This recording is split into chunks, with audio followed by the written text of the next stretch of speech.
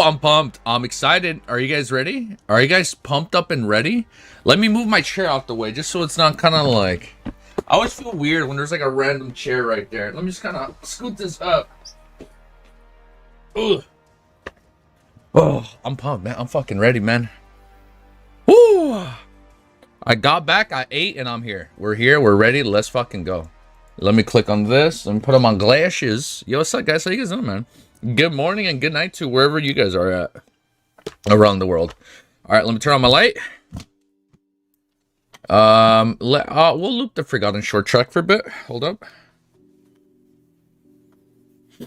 Let me put the volume up for you guys because I know it's super low. Hold up.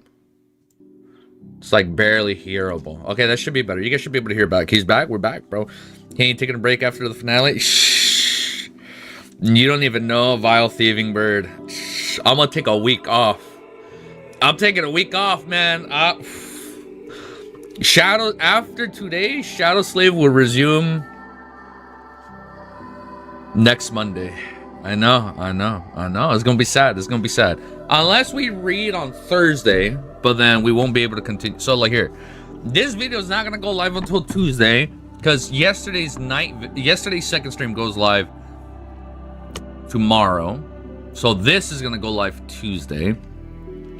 But I won't be reading Monday, Tuesday, Wednesday, Thursday. Good luck with that. I mean, we'll see what happens. Because I'm out Saturday and Sunday. I'm out this week. I'm out next weekend. So I'm gonna see. We're gonna see. I'm here. Ain't you taking a break? We're gonna see. Look, guys. You guys don't even know me. I am always looking for a break. I am always looking for an excuse to take a break. I'm just saying, man. Every time we finish a big volume, Lord of Missions, like, all right, see you guys next week. And then we went 10 days once because I had a lot of fun free time off stream. I'm like, damn, I should really get back to streaming. It's like I forgot about streaming for a sec, but here we go. Here we go.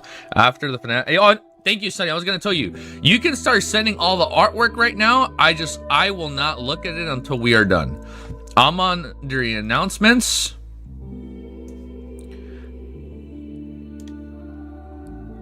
Let me do one more Discord post. And then we'll start. At everyone, we reading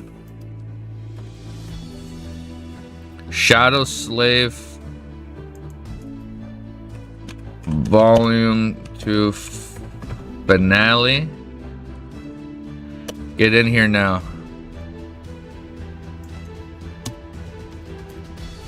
And that's it. All right, we posted that. I'm excited, dude. I'm fucking pumped. What are my thoughts, dude? I'm fucking pumped. I'm excited. Sip my coffee. I'm excited. I'm walking in my bet right now. I'm gonna lower the volume down a bit. I don't think Sunny's gonna make it back home. He has the 7 keys. He's gonna lock the portal. Everybody escapes. A few people that are left, right? But the gate is one way. It's still open, right? He's gonna have to close the gate so all the nightmare creatures don't escape from the spire. So if you guys have watched the one, I think it's gonna end like the one. All right, that it's a Jet Li movie, early 2000s era. Some of you guys are a little bit too young, so you guys didn't grow up watching that movie like I did. I think it's gonna end like the one, you know. I can't show the clip for obvious reasons, but like it ends with fucking Bruce Lee with Jet Li. He's like fighting everybody on top of this pyramid looking thing because he's the one. But it's gonna end with Sunny fighting everybody atop the Crimson Spire, all the nightmare creatures. It's gonna end like crazy cliffhanger. Because I'm telling you, I don't think it's gonna be. I don't know how happy it's gonna be. I hope it's a happy ending. I don't know. That's what we're gonna get, but we're gonna fucking find out in like the next 2 hours. So we're gonna pause. We're gonna update, and we're gonna jump right in. And also, I'm happy Effie did not die. I thought she was gonna die, and I swear to God, bro, if she died, I would have been very upset. But we're good, and it better stay that way. It better stay that way. Chat is not refreshing for me. Okay. Okay. Last sip of my coffee, and then we shall start. Thank you guys. There's like 40 of you guys already. Let me check the time on my smartwatch. It is 11 in the morning. All right. Let's go, bro. My OBS thing is kind of tripping out. IDK the title. What is it, Easy? Wait, you watch the thing where they look the same? You will not expect the thing. Wait, you watch the thing where they look the same? Yeah, the one. Cassian, yeah, I like him too. But like at the moment, Effie was the one that I was gonna get upset if she died. Damn, we got 21 chapters, bro. 330 to 350. Oh shit. All right, hold up. Praise the reader. Praise you guys. Don't, we can give 5 more gifted subs. We gave 5 like 12 hours ago. So either we give the remaining 5 today, or we'll probably wait till we start volume 3. I think when we start volume 3, we'll see. Congrats on 1 year. Congrats on 1 year. Hold up. Oh yeah, you're right. Hold up. Let me quickly look at that clip. It's only fitting we look at it before we start because it has been a year. Hold up. One sec. Let me go my playlists. Where's my playlist? Japan playlist. Nope, that's Japan playlist, not the Japan playlist. Where is my shadow save playlist? Am I fucking... Can I not see? Can I not find my own fucking playlist? Okay. Okay. Wow. You guys ready? Look at that. Let's just quickly go down memory lane. It's been 1 year. I think to the day April 15, bro. That was a year and 4 days ago. Chat is not on screen. Let me fix that. Why is chat not on screen? What's going on? Why is chat not on screen? Oh my god, I'm having a brain fart. There you go. Got a copy. Damn, man. This guy makes really good music, man. Griffith Tyler? It's insane how good his music is. It's crazy how good his music is. Live chat. Paste. Oh, I had it off. My dumbass. I just had it clicked off. Okay, we figured it out. I just had it off. But look at that, bro. This was us 1 year ago. Look at that. Okay. Look at that. We were so skinnier. We weighed less. We were still in better shape. But I gained weight with the misses. You know when you get very happy and you start gaining weight? Yeah, that's me. But look at that. Damn, I was skinny. All right, bro, let's get to it. Let's fucking get to it. Are you guys ready, bro? Chapter 330. After 1 year. Oh my goodness, I am sorry. But here we go. How to cancel my evenings with all of your videos yet? I'm so gonna tune in to say hi. Thank you, bro. Thank you. So like 1 chapter a day on average. Respectable W. Thank you, man. We must aim next year. This year we are aiming for an average of 2 to 3 a day. I will promise you that. We're gonna up it. We're gonna up it. Chapter 330 is called Siege of the Crimson Spire. Wait, we're in the siege. Change music. Hard stop. We change music. We go back to the siege song. As the Dreamer Army... I lied. Last thing to change. 330. As the Dreamer Army was drowning in the rising waters of the cursed sea and the insatiable tide of monsters suddenly approached the Crimson Tower. Far away from the rest of them, completely alone, submerged in roaring darkness, he struggled against the seething mass of black waves of the hurricane winds to cross the last few meters that separated him from the shining star sigil that engraved into its gates. Finally, his hand touched the cold surface of the ancient stone, wiping the rainwater off his pale face. Sunny stared at the radiant shapes of the 7 stars. This better work. Summoning the first of the oath keys, he lingered for a moment, then carefully inserted it into the black chasm of the keyhole. So you finally forgot? Shit, I forgot finally here. Something bad's gonna happen. How much time I looked him? It took us a little over a year to read 1,400 chapters. Yeah. And that's why it's also taken this long to get this far, just because we were still reading that. Separated from him by the vast expanse of the swelling sea of darkness, the surviving sleepers desperately fought and advancing the horde of monsters. The black water had already reached their waist, making it hard to move. The army was trying to retreat and slope with the crimson coral, but the pursuing sea was much faster than them. Changing Star was still slaying one monster after another, her radiance only growing brighter in the tenebrous hell of the furious storms. Raindrops were evaporating as they touched her brilliant skin. Its incandescent, making it even more bolts of lightning seem pale and bleak. How's the volume? I should lower it a smidge, right? Just a smidge. Suddenly, an almost Suddenly, an imperceptible ripple ran across the surface of the black water. A gust of cold wind blew over the forgotten shore, sending a shiver running down the hearts of countless creatures. Oh, man. Lore of the Mystery chapters are a lot longer. It takes us like twice as long to read a chapter. Yeah, they're like twice as long. Yeah, so realistically, we would have been like 2,000 if we did Shadow Slave. I feel like that's how much I would have read if we did Shadow Slave. Moving on to the next star, Sunny summoned the second key and put it into the lock. Nothing terrible happened, so he struggled through the water to reach the third one. Terrible? What would that even look like? What can be more terrible than my current situation? As it, to answer his question, somewhere behind him, a black tentacle suddenly rose out of the seething waves and blindly wiped through the air. Crashing it into a mound of coral, it easily shattered. A rain of debris fell into the water. Just a moment later, countless others followed the first one. Noticing this new development through the eyes of his shadow, Sunny cursed, "Me and my big damn mouth."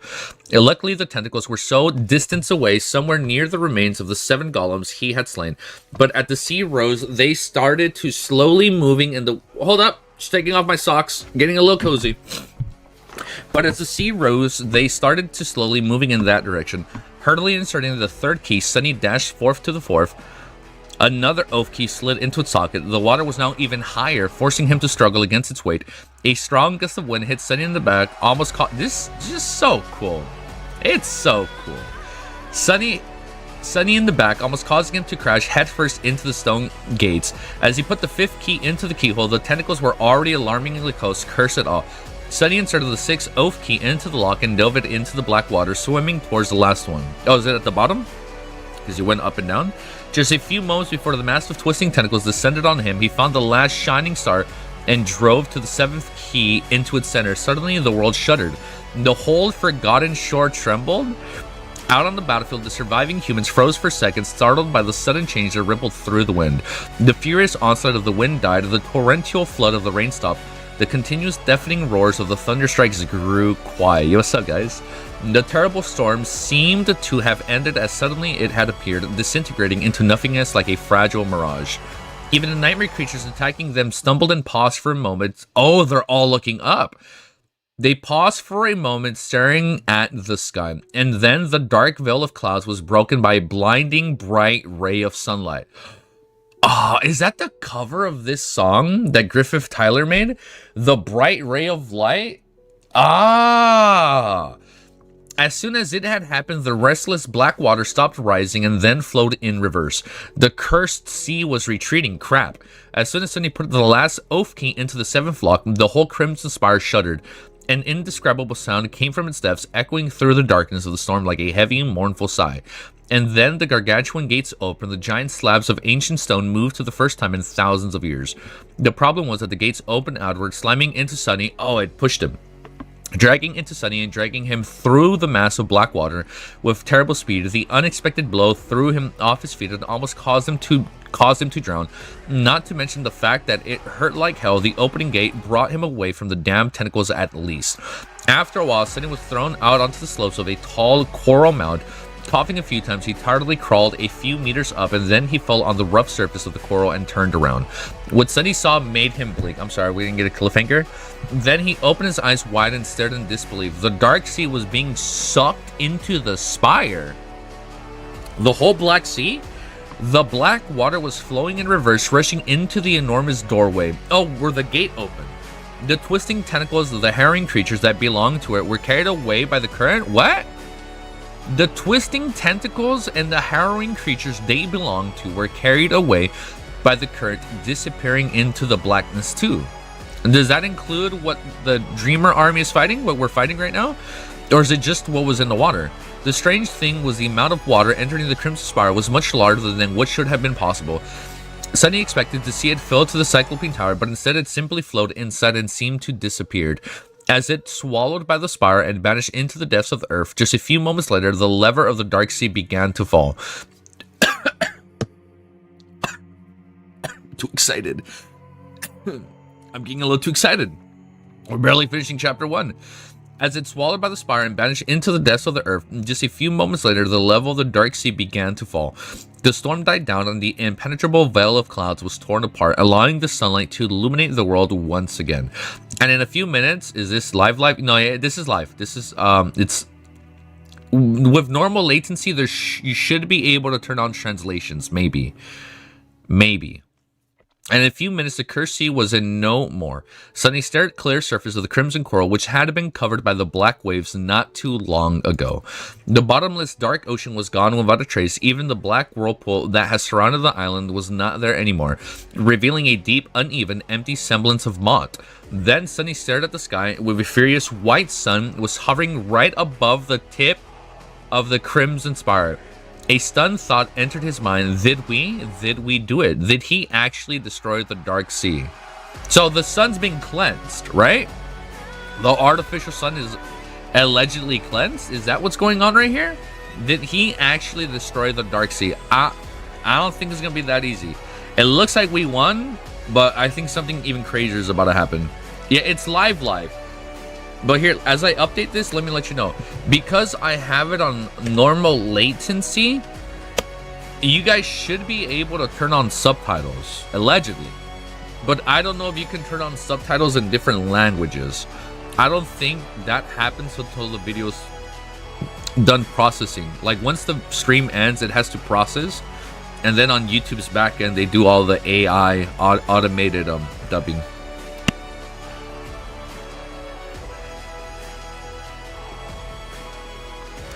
But let's keep going. I'm gonna try to not look at chat just in case we do get spoilers today. Just you wait. All right. Dot. Thanks for the answer. You should be able to get it. Yeah, I'm hoping, because it says you can turn on subtitles if it's normal latency, which is that's what I have it on. But I don't know if you can turn on subtitles in other languages. I don't know if that doesn't happen until the stream ends and it like processes and whatnot. But here we go. 331. Chapter 331. Should I play Star of Change, since we technically won and we're happy and we're basically done already? Nothing exciting is going to happen anymore. We all win. We'll be good, right? We'll be good. I think we're good now. Chapter 3, we're going to play happy, beautiful, calm music, emotional music. Chapter 331. I'm going to use my Final Fantasy music box that I bought in Japan as a little music stand. But here we go. The dark sea was gone, and all the horrors that dwelt in its cursed depths were gone with it too. The world was bathed in pure sunlight. The surface of the labyrinth suddenly became vibrant and bright, with stark shadows hiding under the jagged pillars of the crimson coral. The furious white sun burrowed above the crimson spire as it frozen in the middle of the sky. Sunny even had to cover his eyes for a few seconds. Laying on the ground, he allowed himself a few moments of rest. A short laugh escaped from his lips. I actually did it. Speak about the unlikely events. Unfortunately, he couldn't really rest yet. The battle wasn't over. The horde of nightmare creatures was not defeated yet. And somewhere to the spire, the Crimson Terror itself was not defeated either. It's still there. With a deep sigh, Sunny collected himself and rose to his feet. They were almost there. They almost escaped. Now all that was left was to make one final push, even if it was going to be the hardest one yet. Looking at a tall mound of coral towering above him, he squinted against the light and began climbing it. Was it always so bright? As Sunny climbed, he summoned the runes and glanced at them. Shadow's marble saint. Thank gods. He knew the saint was alright, but still wanted to check. The attacker-turned demon had been heavily damaged and was bound to spend a long time restoring herself. However, her existence was no longer in danger. Shit. He got 999. Oh my god. Then his eyes slid lower. Shadow fragments 999 out of 1,000. Crap. Sunny gritted his teeth. He was simultaneously excited and scared to find out what was going to happen once he saturated the shadow core. It was bound to be beneficial, but at what cost? Would he go into slumber for several weeks as Saint had, or suddenly become incapacitated amidst furious combat? As Nephis had been after defeating Gunlung, that could cost him his life. Not like I can do anything about it now. Full of unease, he continued to climb. As soon as he reached the very top of the coral pillar, no, there's no way he's gonna pass out. And then they can get him. Standing on it, Sunny looked in the direction of the Dreamer army. Something wet suddenly fell on his hand. Looking down, he saw a drop of blood rolling off his skin. A moment later, another fell on the vambrace of the puppeteer shroud. Surprised Sunny, the music, I think the music is loud, right? I'm sorry. Surprised, Sunny raised his hand and swiped it across his upper lips. It came away with blood, a nosebleed. What the hell? Come to think of it, why did he feel so weak? As Sunny stared at his hand in confusion, a violent ripple suddenly ran through his shadow. Across the deep moat that surrounded the island, the remnants of the Dreamer army were at the precipice of turning tide of the battle in their favor. Just a few minutes ago, they had been drowning in the rising flood of black water and the relentless onslaught of the Horde, losing its prey of the cataclysmic storm, but now things were different. The storm was no more than dark sea had retreated, the sun shined brightly in the sky, drowning the battlefield in its light. Bathed in it, the nightmare creatures seemed to become hesitant, almost sluggish. They were not giving up, however. The monsters continued to attack the humans in a frenzied rage, their claws and fangs reaping one life after another. But the survivors of the Dreamer army were repaying every loss tenfold. Oh my god. I'm getting a little scared. Reinvigorated by the exhilarating gift of sudden salvation, they steeled their hearts and fought with zeal, fervor, and murderous will. More and more nightmare creatures fell to the blades, and the Horde did not seem to be endless anymore. We won! It's all good. We all live and everybody goes kumbaya. We all live happily ever after. This is good. This is good news. It's not like there's 19 chapters left, right? The sleepers did not know why the storm had dissipated and why the curse had retreated, but their faith in Changing Star now burned even brighter. She promised to guide them out of the cell, and somehow even the Blackwater had capitulated to her radiant light. The victory is not impossible anymore. They could practically taste it. But Nephis herself suddenly stumbled and slowed her sword dance. A confused alarm frown appeared on her face. She's confused? Dodging the claws of an attacking abomination, she thrust her sword into its maw and then jumped back. Free of the swarming launches for a few short moments, she lowered her sword and looked at the sky. High above her, Kai was still alive somehow. What is happening? What the fuck is happening? He had spent so long flying at a terrible speed, struggling against the crushing wind, dodging bolts of lightning and the cursed spire messengers, pushing the limits of both his body and mind. The exhaustion was catching up with him now, making it hard to think, let alone react. He really didn't feel well. His whole body ached and his vision was slowly turning blurry. A sickening feeling of weakness permeated his body. The storm had come out of nowhere and then disappeared without a trace. The skies were blindingly bright. That was a relief. But then the damned abominations were still there. At least they didn't look tireless anymore. In fact, the messenger seemed to be in as much of a sorry state as Kai himself. He wanted to flatter himself and assume that it was because of his arrows. He had wounded the damn monsters many times after all. But no, it didn't make any sense. They seemed to be able to resist the effects that's so fucked up. They seemed to be able to resist the effects of the blood arrow before at least a large extent. So why would it change now? Something is wrong. Using the sun to blind his enemies, Kai dove into the light and dashed to the side, narrowly avoiding the claws of one of the messengers, or so he thought. Oh no, in reality, it wasn't narrow at all. He dodged with a lot of room to spare. The quiet dancer didn't even need to get involved. Are they growing slower? With a sudden feeling of unease, Kai hesitated for a split second and then reduced his speed. Bro, thank you for being level 1. Thank you. His speed to take a good look at the terrifying creatures. What he saw made him scroll. The messengers looked wrong. Its glassy black eyes were erratic and senseless. They were seeping with blood, which flowed down the black feathers like a crimson. Why is everybody crying blood? From their crying tears of blood, like Sunny's having a nosebleed. Like, what's going on here? Flowed down like the black feathers like a crimson stream. There were two other similar streams coming from the monster's ears. The muscles of his pale body were spasming, rolling under the white skin like panicking worms. As Kai watched the messenger suddenly open its beak in a silent scream, a moment later, a flood of blood erupted out of it and disappeared in the wind like the red mist. Then the creature convulsed one last time and lost control of its wings, not even trying to correct itself. The terrible abomination plunged down. Kai flinched and opened his eyes wide in terror. The spire messenger was dead. Really hope the comic does well. I think it's gonna be good.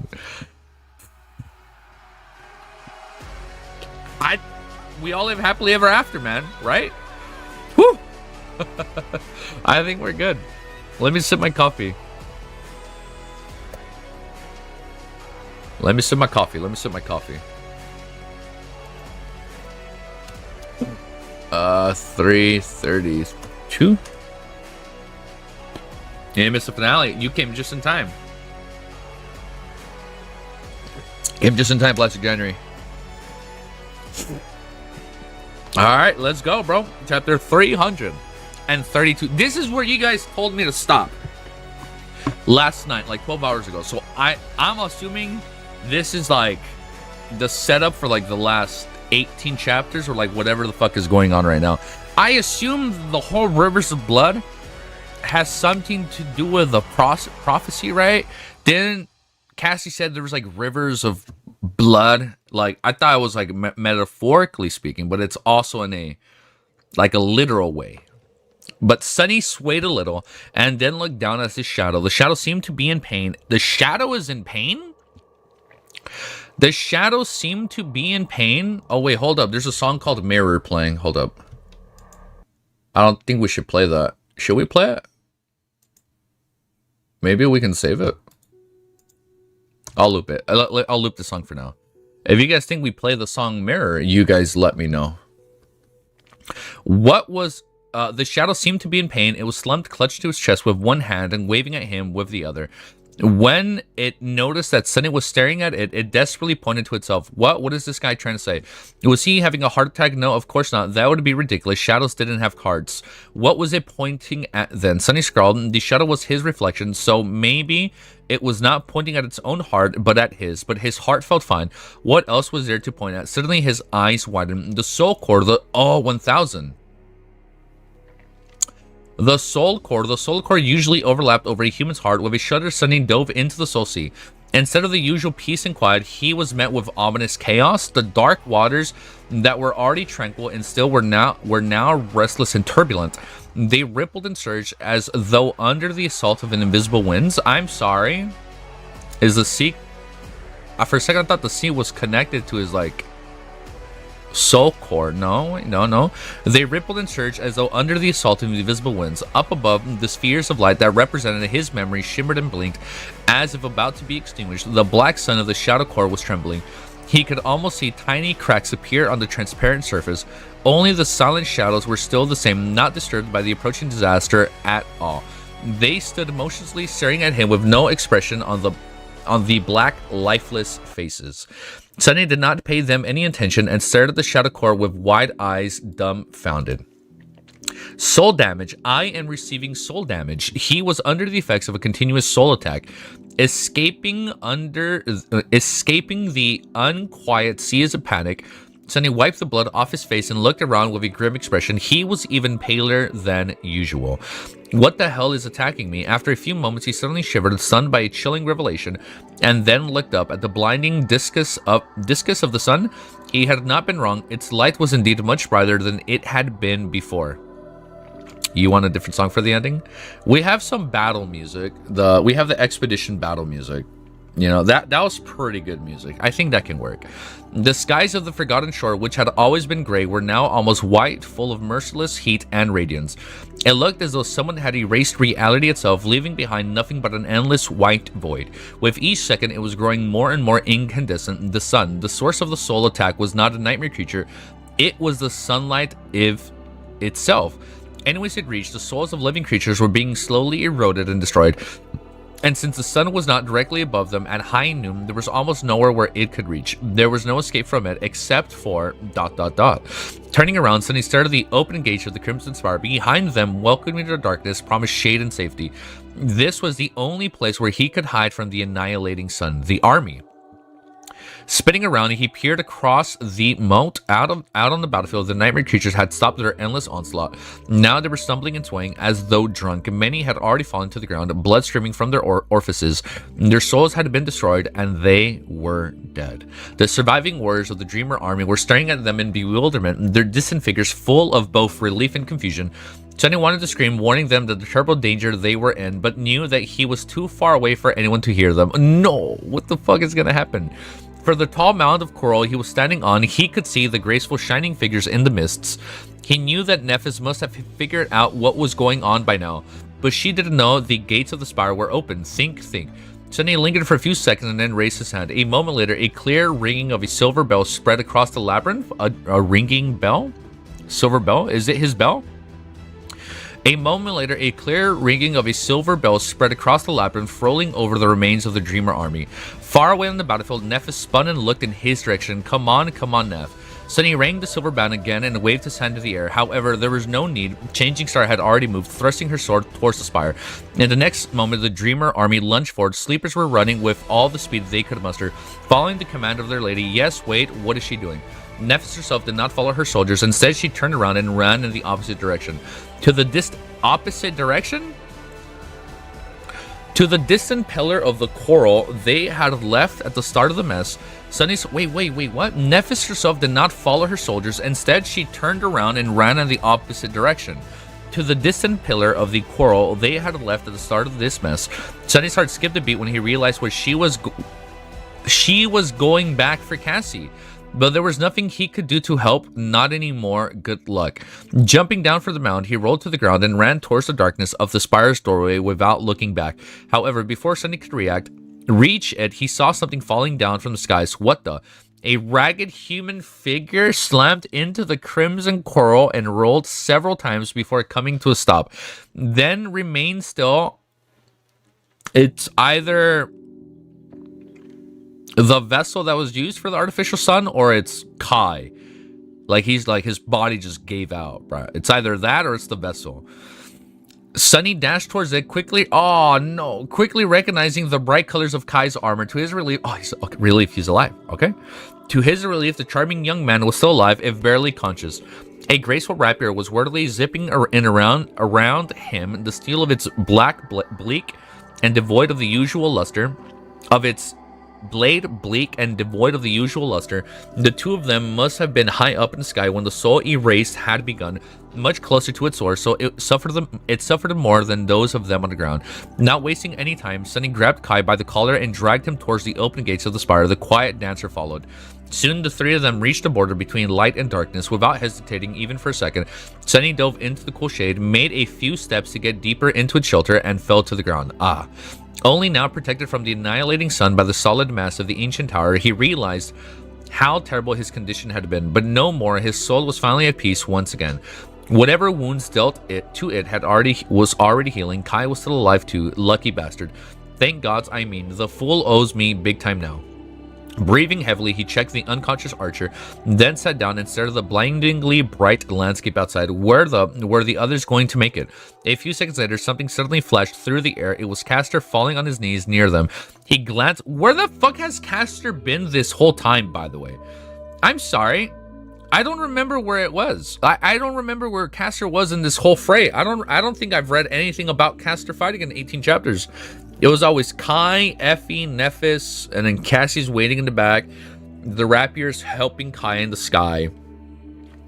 We even got the spy join in, but and she had crazy fangs and long arms or whatever, long claws. But I don't remember shit about Castor. It was Castor falling on his knees near them. He glanced at Sunny with tired eyes and then gently placed an unconscious sleeper he had carried with him to the ground. Without saying anything, both of them turned to the gates of the spire and looked into the light. He was fighting? Okay. Seconds passed in torture silence, and then a human silhouette appeared out of the brightness, and then another and another. The survivors of the Dreamer army had reached the island and dashed towards the life-saving darkness of the gargantuan tower. Soon they crossed the distance, separating them from the gates, and dove into the shade. Sunny watched something sharp moving in his chest. A tortuous eternity later, he finally saw the familiar figure in white armor appeared on the doorstep of the colossal structure. Carrying Cassie, Nephis entered the shadows. She was the last one to come. Looking at them and at the small crowd of sleepers gathering on the border between darkness and light, Sunny was finally able to exhale. They made it. The Battle of the Crimson. We won! Yay! We did it! The Battle of the Crimson Spire was over. Now all they had to do was find the gateway hidden somewhere inside the ancient tower and survive the wrath of its master. Okay, alright. Alright, in the belly of the beast. We are done with the siege. Oh, here we go. I'm pumped, I'm ready. He had blood mist around him. Yeah, because I was like, shit, man, where the fuck has Castor been this whole time?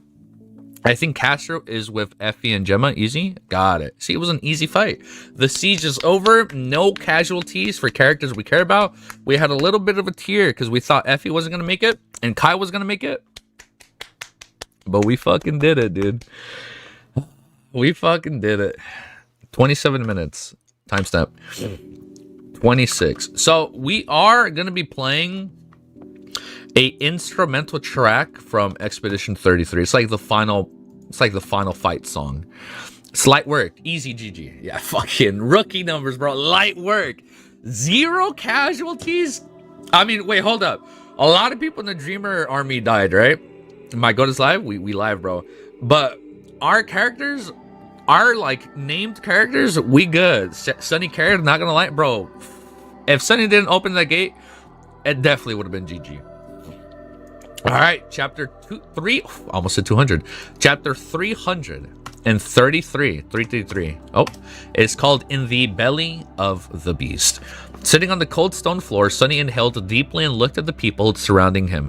All of them were exhausted, wounded, covered in blood, dirt, barely staying conscious. Their armor was broken and torn, and their faces were deathly pale. They sat on the ground, too tired to move or talk, breathing heavily and stared down with the empty eyes. There were so few of them left. I'm sorry, how many? We had 500 at the start of the Dreamer army.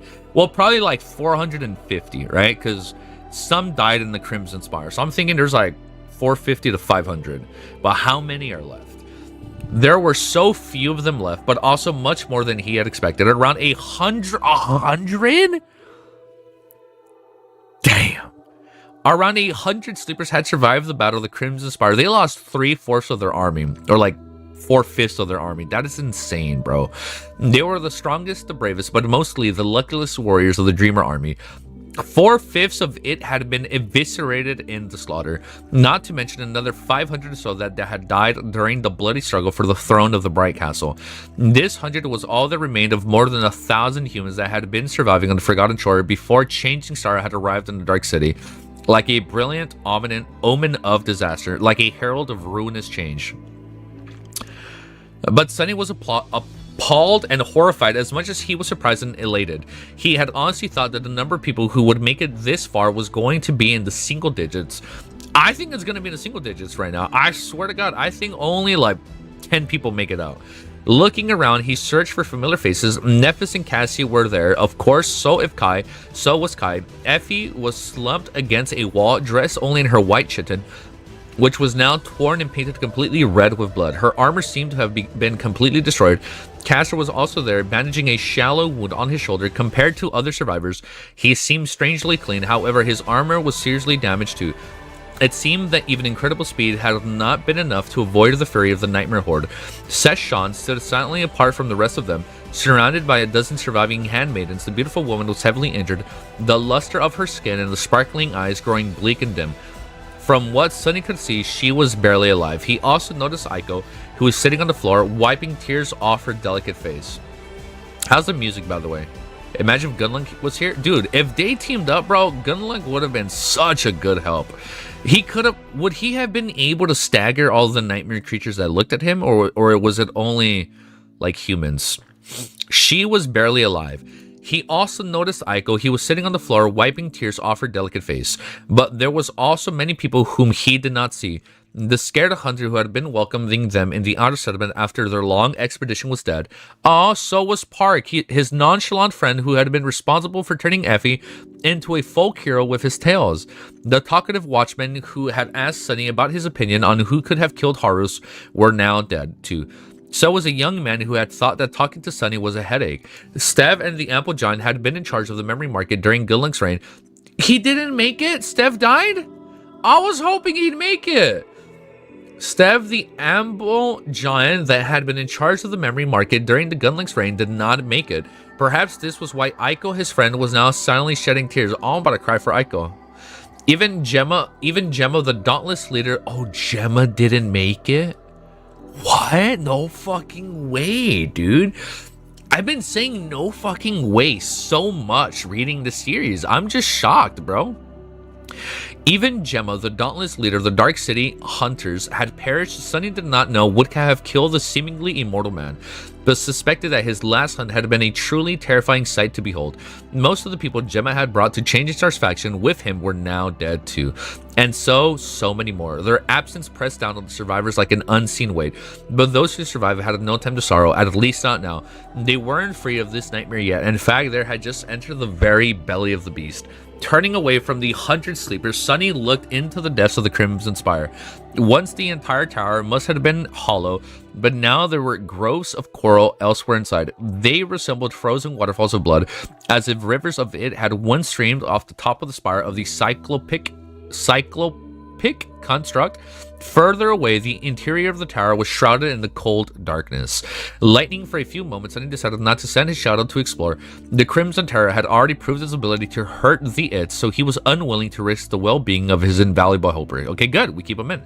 Instead, he glanced at Neff. Changing Star was peering into the growing brightness that drowned the Forgotten Shore. By now, the light of day outside was almost blinding. On her face, there was a strangely thoughtful expression.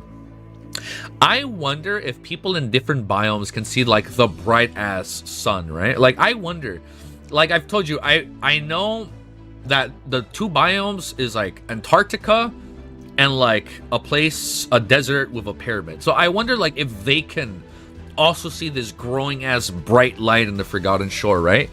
As Sunny watched, she turned around and raised her head, looking in the direction of the spire's tip. After all, she frowned and then faced the surviving humans. Her calm voice echoed in the darkness of the ancient tower. It's fucking time now. No time to rest, dude. It's time to go.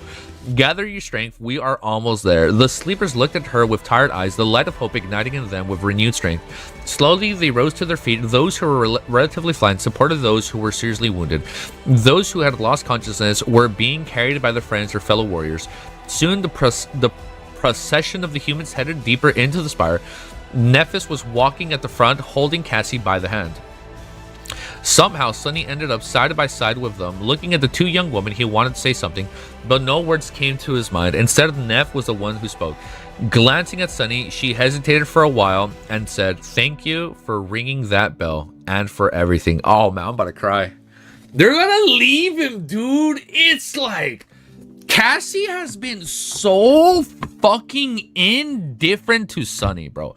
It's like Cassie has not treated Sunny the same way since she gave him the water and said, like, "I'll see you soon." Like, they have not been friendly since. Like, it's like Cassie knows something, Nephis knows something, and Nephis is trying to be the better person to, like, keep a cool level-headed. But Cassie fucking knows they're gonna leave Sunny behind. It's like, there's 71 of you guys here. Holy shit. Unk is back to streaming. That's nice. I know stream's been crashing so much. Knock on wood, we don't crash. Thank you for ringing the bell and for everything. And then fucking Nephis, she's saying it because she knows she's gonna have to betray Sunny. I already know. I can fucking taste it, bro. Thank you for ringing the bell and for everything. He looked at her for a long time and then shrugged. There's no need to thank me. We are allies. Shut up, bro. Something I don't buy it. They're gonna backstab Sunny, but like because they know that's the only way. I don't know, man. There's no need to thank me. We are allies, are we not? That is a big red flag. She smiled slightly and remained silent after that. Soon they passed through the barrier of the coral and approached the center of the spire. There the dark sea was imprisoned under the indomitable steel. In front of them was a vast pool of black water. Its surface was perfectly still and flat, like that of a herring mirror made of mirror. Oh wait, should we be playing the song Mirror? Like that of a herring mirror made from pure darkness. Although the water was opaque and no one could see how far down the gargantuan well went, Sunny felt as though it was unimaginably deep. He felt that it reached such depths that mere thoughts of light would be impossible there. As they watched in solemn silence, a subtle ripple spread across the surface of the imprisoned sea. It was as though it was straining to spill over the edges of the pool and break free. However, the invisible powers that held it down were too mighty to overcome even for the vast, boundless, inconceivable creature. Turning away from the eerie black mirror, Sunny peered into the darkness and frowned. Hidden in the shadows, far away from the light of human lanterns, countless figures were standing motionless, staring at him. So that's like in his soul core. Level 3, bro. Level 5, dude, thank you. Alright, enjoy the read. I haven't read Shadow Slave, so I'ma go have fun with ending. Good luck. Welcome back to streaming, Unk. I hope it doesn't crash anymore. I'm hoping it doesn't crash. We have not crashed. I'm hoping, man. Oh, this is good. Look, man, I'm scared. I am scared. I am scared. Hold up. Let me do this timestamp before I say what I'm going to say. Wait. Oh shit. I have to put the 37 minutes. Look. Before I'm gonna say what I'm gonna say, when Neff was like, "Are we allies? We are allies. Are we not?" I don't know, man. I finished reading Warbreaker today in the morning, and the one person that I thought was a really good ally, they were not a good ally. It was like Brandon Sanderson threw in some crazy twists, and I'm not letting my guard down anymore. I don't know, man. I'm scared. But dude, thank you for being a member, man. Play Song of Light and Darkness. Light and Darkness. We can play it.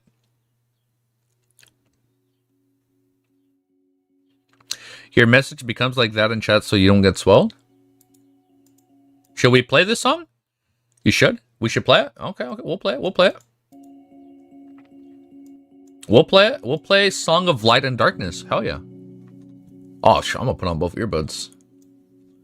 All right, let me put on both earbuds. We'll play Griffith Tyler's song, Song of Light and Darkness. All right, I'm all fucking ready. I'm excited. Chapter 3. Wow, there's 78, almost 80 of you guys here. Chapter 334 is called No Too Early. Okay, too early. It's okay. All right. Too early. Let's just play Forgotten Shore, bruh. All right, I'll take it out. Too early? All right. Chapter 334 is called Silver Sword. Was that a close call for something, bruh? Okay, all right. We'll take it off. You guys let me know when to play it. Stop. All right, we stop. It's not like the song will be like, and then she betrays him, or Sunny betrays her. That's all right. All right, it's cool. It's chill. We'll keep playing Forgotten Shore because that is what the arc is. So we'll keep playing that. What I do like about the song, it kind of reminds me of the song Gatsu, for people that have watched Berserk. The Guts theme, it kind of reminds me of that a little bit. Chapter 334, Silver Sword. At first, Sunny wanted to shout to warn everyone, but after observing the silent figure for a few moments, he changed his mind. Hidden in darkness, countless coral golems were staring mindlessly into the distance. They were very similar to the creatures he had fought to get the Star Sigil, but also different because they weren't copies of ancient heroes, just the mundane people. As such, they wouldn't be too dangerous. A single sleeper could fight dozens of ease, let alone the experienced powerful warriors of the Dreamer army. More than that, the golem did not seem to be hostile. Some of them stood motionlessly while some aimlessly wandered about. The sad, empty things were even more lifeless than echoes. He felt that they weren't really creatures even, just physical manifestations of the Crimson Terror's madness perhaps. A representation of its broken psyche and scattered thoughts. 80 viewers, 81, holy shit. He was sure that each of the golem represented one of the souls that had been sacrificed to the artificial sun that had once flowed through its vessel, becoming a part of it forever. There were thousands of them, and even more, they had to be hidden somewhere out of sight. Lingering for a bit, Sunny informed Nephis of his discovery. She frowned and glanced into the darkness, then nodded. We will be careful. Now that they had a better understanding of the ground level of the Crimson Spire, it became clear that a gateway was not on it. To find it, the remains of the Dreamer army were going to have to ascend higher. There were no stairs or lifting mechanisms. I'm sorry, so how do we get up?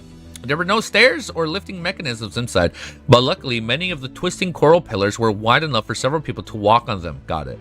And not as steep as to make things too difficult. The sleepers could use them to easily reach the next level. However, as soon as Sunny stepped forward, Nephis suddenly pulled him back and shouted, everyone back. Just a moment later, a wide ray of blinding light fell from somewhere above the swiped across the interior of the Crimson Spire, annihilating the tranquil darkness. It didn't take a genius to realize that the ray was imbued with the same soul-destroying property as the deadly beam of the sunlight outside, only this one seemed much more powerful. It was also different. Although its movements were erratic and strange, they were unmistakably aimed at the exhausted mass of the human invaders at the full intent. Hide in the shadows. Swiftly, the sleepers dove behind the growth of the corals and pressed themselves against them. A few unfortunate ones lingered for too long and were exposed to the light. They didn't make it. They didn't scream or struggle, just fell down to the ground, their lives extinguished in a split moment. The rest froze, consumed by tense fear. What the fuck is this? Sunny found himself leaning against a slightly inclined pillar of coral, Neff and Cassie by his side. Carefully looking out, he saw the deadly beam of light grow dim and dissipate. A moment later, however, several more fell from above, tearing the darkness apart. But that was not all. Guided by the light, the mass of the coral golem suddenly surged forward, moving toward the place where the Dreamer army was hiding. Their movements, which were aimless and mindless before, were now full of malevolent will. Crap. Turning to Nephis, he summoned the Midnight Shard and asked, "What now?" She lingered for a bit and then said evenly, "Someone will have to attack the Crimson Terror directly to draw its attention away." Sunny smiled, feeling a strong sense of deja vu. Deja vu. Da-na-na-na-na-na-na. And who might that be? Changed his star side and took a step back, summoning her silver sword. Me, it has to be me. He frowned, feeling very reluctant to say his networks, but in the end, he still couldn't help but say them. "Are you crazy? That's a fallen terror we're talking about." Nephis didn't answer, instead looking up as though trying to discern the source of the blinding rays of annihilating light. Sunny gritted his teeth and added, "All right, whatever, say someone really needs to distract that thing, but why does it have to be you alone? Because you are the great daughter of the Immortal Flame Clan? Don't tell me that you started to believe in your own bullcrap." Neff gave him a strange look and then shook her head. "No, it can only be me because of my sword." Sunny stared at the silver longsword, confused. A long time ago, after the first meeting, the Forgotten Shore... the first meeting she did something? A long time ago, after their first meeting, the Forgotten Shore, Nephis and Cassie had told him about their memories. The sword in particular had an extremely rare enhancement. I don't remember. I am the only human on the Forgotten Shore who has a memory that grants them a measure of protection against soul attacks. Oh, so I am the only one who can approach the terror and survive. It was hard to debate against logic, still Sunny was not done voicing his objections. Only that changing star didn't give him a chance to. Turning to Cassie, she took the blind girl by the hand and said, "Cass, give me your wing cloak." A few seconds later, the transparent fabric of the dark wing appeared on her shoulder. Without wasting any time, she then looked at Sunny. "Once I'm gone, lead the people to the gateway. Make sure that everyone escapes." No? With that, I don't like this. With that, Nephis bent her knees and then jumped with all her might. Supported by the enchanted cloak, she shot up with considerable speed and then pushed herself off the pillar of the coral and flew into the darkness. The ray of light swiped in her direction, but Changing Star somehow managed to dodge it. It crashed into another coral growth and launched herself off its moment before another annihilating beam of light had reached it. With most rays now pursuing Nephis as she leaped from one coral pillar to another, ascending higher and higher, the Dreamer army could once again move. Gritting his teeth, Sunny glanced at the 100 frightening people and yelled, "Follow me." Are you crazy? Counter one. Are we gonna keep saying "Are you crazy"? Let's fucking go, man. Ascent. Let me sip my coffee. 44. 17. Sip my coffee once I update this. How are we doing, by the way? 80 of you guys here. Holy shit, man.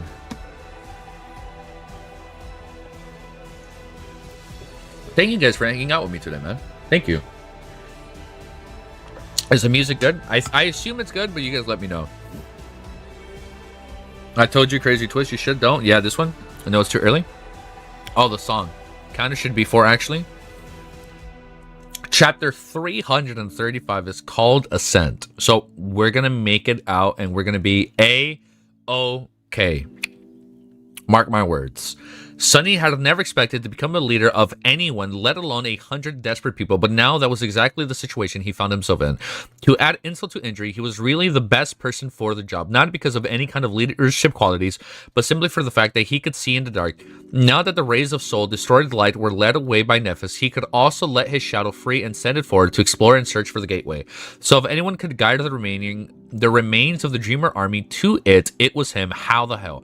Hiding his unease deep inside, Sunny projected nothing but absolute confidence and shouted for everyone to follow him. Surprisingly, the sleepers did just that without voicing any objections. Confidence is easily confused for competence, I guess. Confidence is easily confused for competence, I guess. Of course, the fact that he was affiliated with Changing Star in some capacity helped a lot, even if most people were not completely sure how and to what extent. Taking Cassie's hand, Sunny dove out of his cover and dashed towards a wide spiral coral route that reached high into the darkness above. He could hear the sound of the footsteps following him from behind. I'm sorry, is Cassie not telling Sunny anything when he holds her hand? Why is she so quiet? The Dreamer army was on the move once again, jumping on the route. Sunny, this is so... if she does something to betray Sunny, it's gonna be so fucking cruel. Because she was like, happy birthday, like a year ago, right? When, like, or before that, when they were on the... at the Awakened Academy. I am sensing a betrayal, bro. The Dreamer army was on the move once again. Jumping on the route, Sunny sent the shadow forward and glanced at the approaching seal of the coral golems. There was still time. He ran forward using the coral growth at stairs. A second later, he yelled, "Those at the back, ready your weapons." They did so while the first rows of sleepers followed Sunny up. Almost everyone had time to climb on the route by the time to the first of the golems showed up.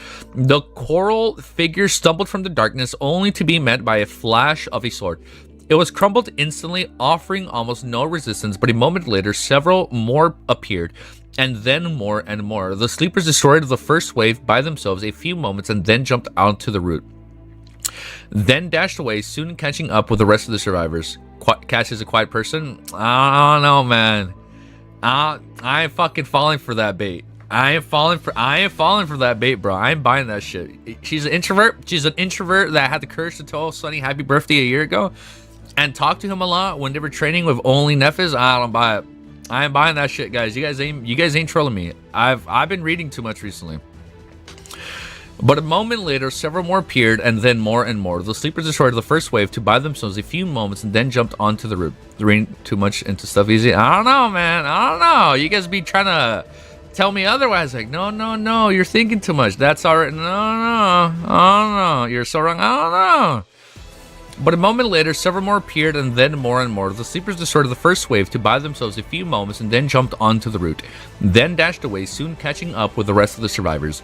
And the head of them, Sunny hesitated for a moment. Thanks to the shadow, he knew that the wide coral growth they were ascending was soon going to twist upwards at an almost vertical angle and grow much more narrow. Luckily, there was another one crossing it just a few meters away, separated by a very small gap. Picking Cassie up, he took a step forward and jumped, landing on the other route, then turned around and moved in the opposite direction to one they had been going, but still upward. Behind him, the sleepers repeated his jump, and down below, the wave of golem was already climbing on the twisting roots to pursue them. Damn it, I guess they can climb. He ran forward, struggling against the steep incline, and then suddenly froze and looked up. There, a few dozen meters away, a wide gallery circled around the empty expanse. A gallery? A wide gallery circled around the empty expanse of the Crimson Spire, and on it, another mass of golems was surging in the direction of the Dreamer army. Countless twisted figures were appearing on the chaotic mess of the Crimson Coral and rushing forward, searching for a path to reach them. Many fell off the edge of the gallery and plunged down, to explode into shards once they hit the floor, but some fell right on the roots he was standing on. Gritting his teeth, Sunny looked back and noticed a familiar tall figure close by. Effie! Oh, we haven't seen Effie in so long. Effie stared at him tiredly and forced out a smile. What is it now? He put Cassie on the ground and gently pushed her towards the hunters. Take care of her for me, alright? Effie waved a hand, letting him know that she got it. Sunny watched the two of them for a moment, then turned around and summoned the Midnight Shard. A few seconds later, he reached the first golem and slashed it with his sword. The golem's body offered some resistance, but no more than a mundane creature would. It almost disintegrated under his assault and crumbled easily into a pile of broken coral. Not too bad. Curiously, the spell did not it didn't congratulate him. Curiously, the spell did not congratulate him on the kill. Just as Sunny had suspected, these things were not really living creatures. That was going to make things a tiny bit easier. Running past the destroyed construct, Sunny soon approached another one and pushed it off the route with one strike of the Midnight Shard's pommel. The golems were not that dangerous, at least not in small numbers. He led the Dreamer army forward, climbing higher and higher. Every couple of minutes, they would have to leave one route and make use of another, sometimes moving across the stone galleries that were situated here and there on the walls of the Crimson Spire. At some point, both the vanguard of the human procession and its rear became embroiled in a rolling melee with the sea of the coral golems. Yo, welcome back. Those in the middle only had to keep their eyes on the layers of the coral and stone structures overhead to make sure that nothing fell on them. This battle was not terrible, however. The constructs were slower and weaker than even the mundane humans whose visage they were meant to recreate, not to mention almost completely mindless. Not a single human had fell to risk Wait, what? Not a single human had fell to their attacks yet. That was not to say that surviving the onslaught of countless golems was easy. Somewhere high above, meanwhile, the flashes of white light slowly turned into one continuous radiant halo. Nephis, oh, I scrolled down too much. Nephis was probably already approaching the very pinnacle of the ancient tower. The fact that none of the annihilating race had returned to attack the sleeper served as proof that she was still alive, drawing the attention of the terror away from from them. Where are you? Where are you? At the head of the Dreamer army, Sunny cut another golem and suppressed a curse. Where's that damn gateway? And just as he thought, the shadow finally found what it had been looking for all this time. Their way back to the real world. We found it. We found the exit. We did it. Oh my god, we found the gateway. We did it. Let me sip my coffee. Let me sip my coffee. Let me sip my coffee. We fucking found it.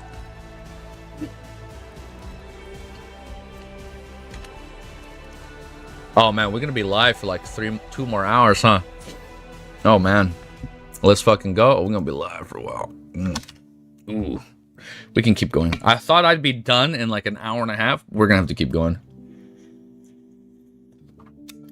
In 30 minutes, I'm gonna just quickly step out for a bit though, okay? 336. Chapter 300 and wait, hold up. If we're in 336, let me play this song. Hold up.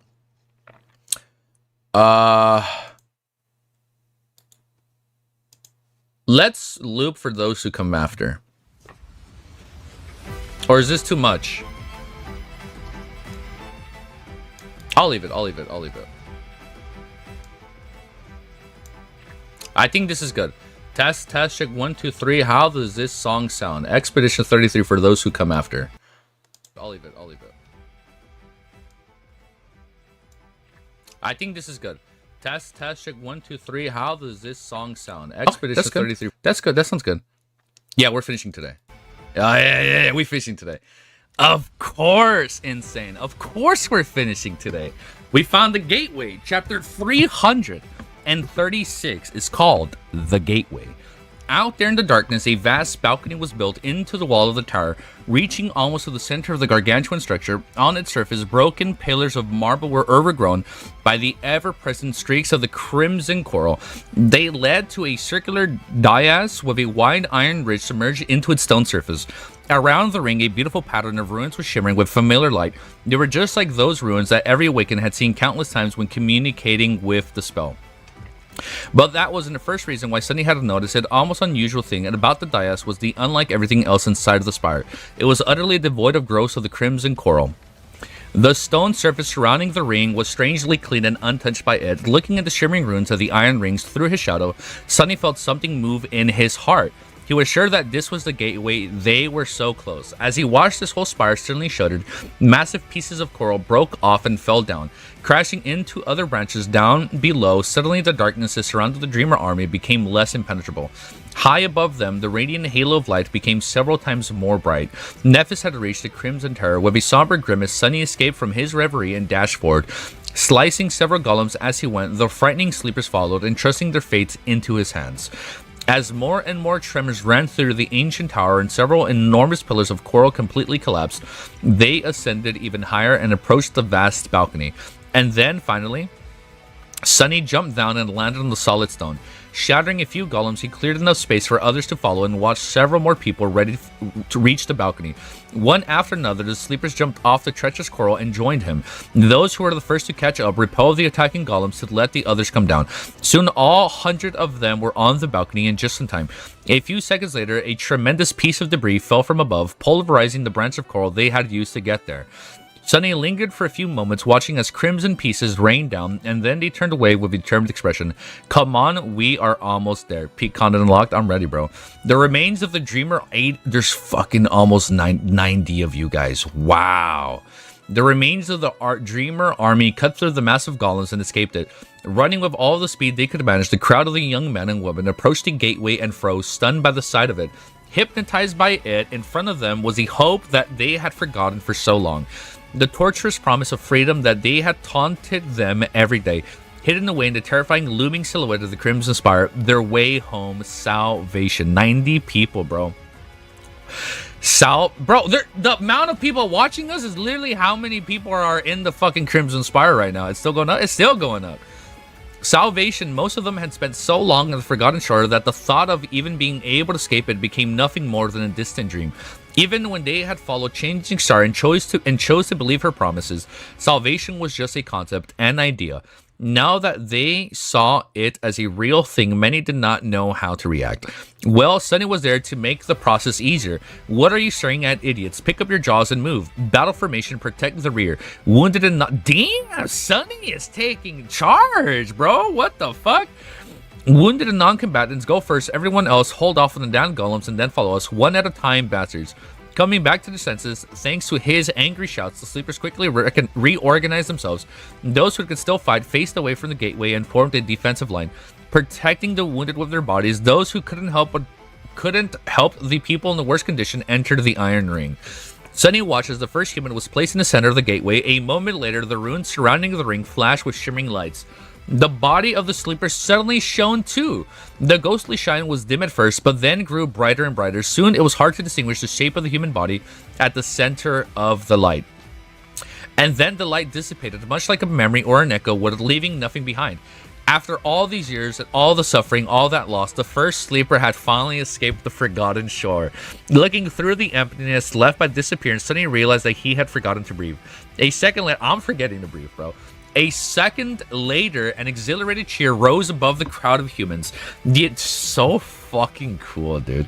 The intensity of emotions in their voices, no words exited to describe the complicated, overwhelming conflagration or feelings burning in the chests of the survivors of the Dreamer army at that moment. What at least Sunny had none.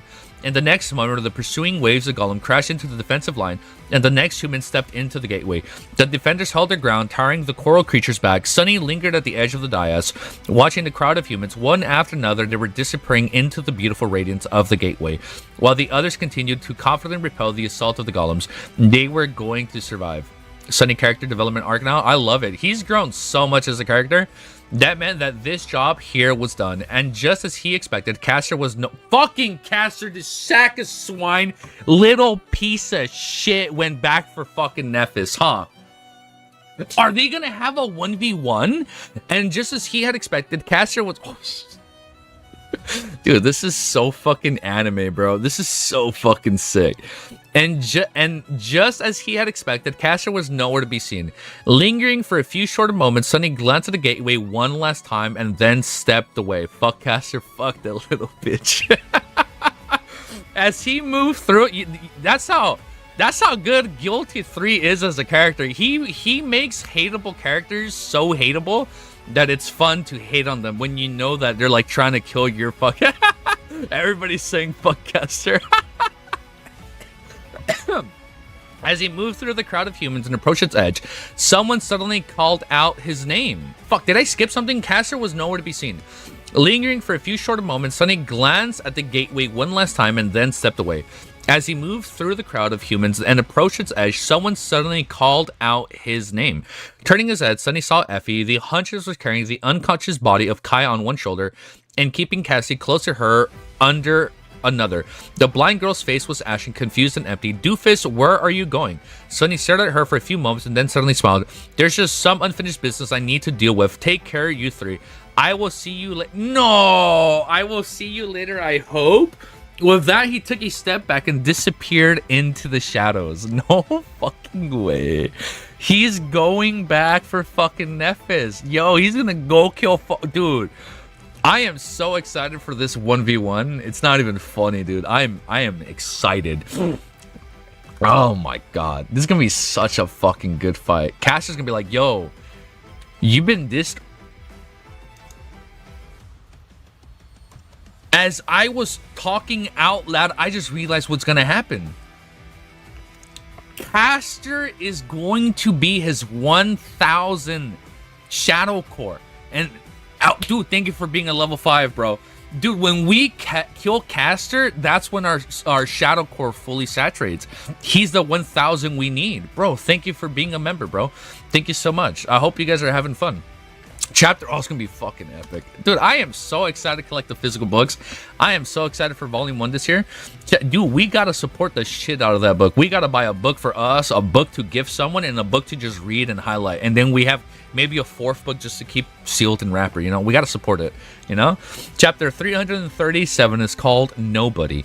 Summoning the dark wing of the prowling thorns, Sunny jumped off the edge of the stone balcony, and the next second his dagger pierced their darkness and bit into the fractal coral branch high above.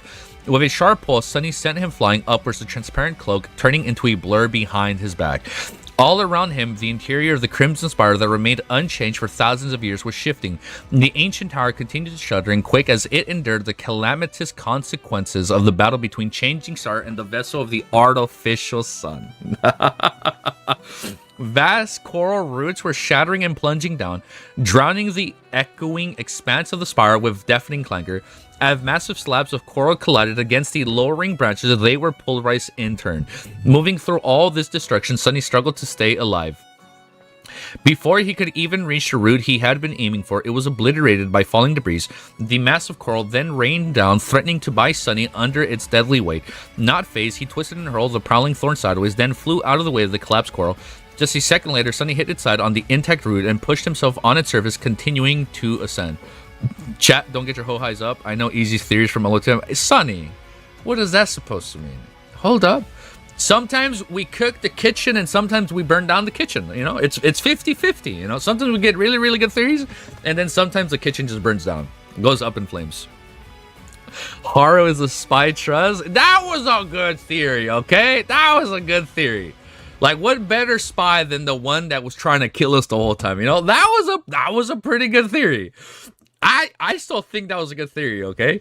He spun and twisted using the prowling thorn and every surface he could reach to dodge the falling slabs of coral, avoiding being cut to pieces by deadly clouds of flying splinters, and soar high, there's almost 100 of you, and soar higher and higher. As he did, the shadow jumped from one root to another, searching for Caster. The legacy was so much faster than Sunny and was chained to the ground and didn't have the advantage of being able to see in the dark. Sunny was certain that he would be able to catch up to him before too long.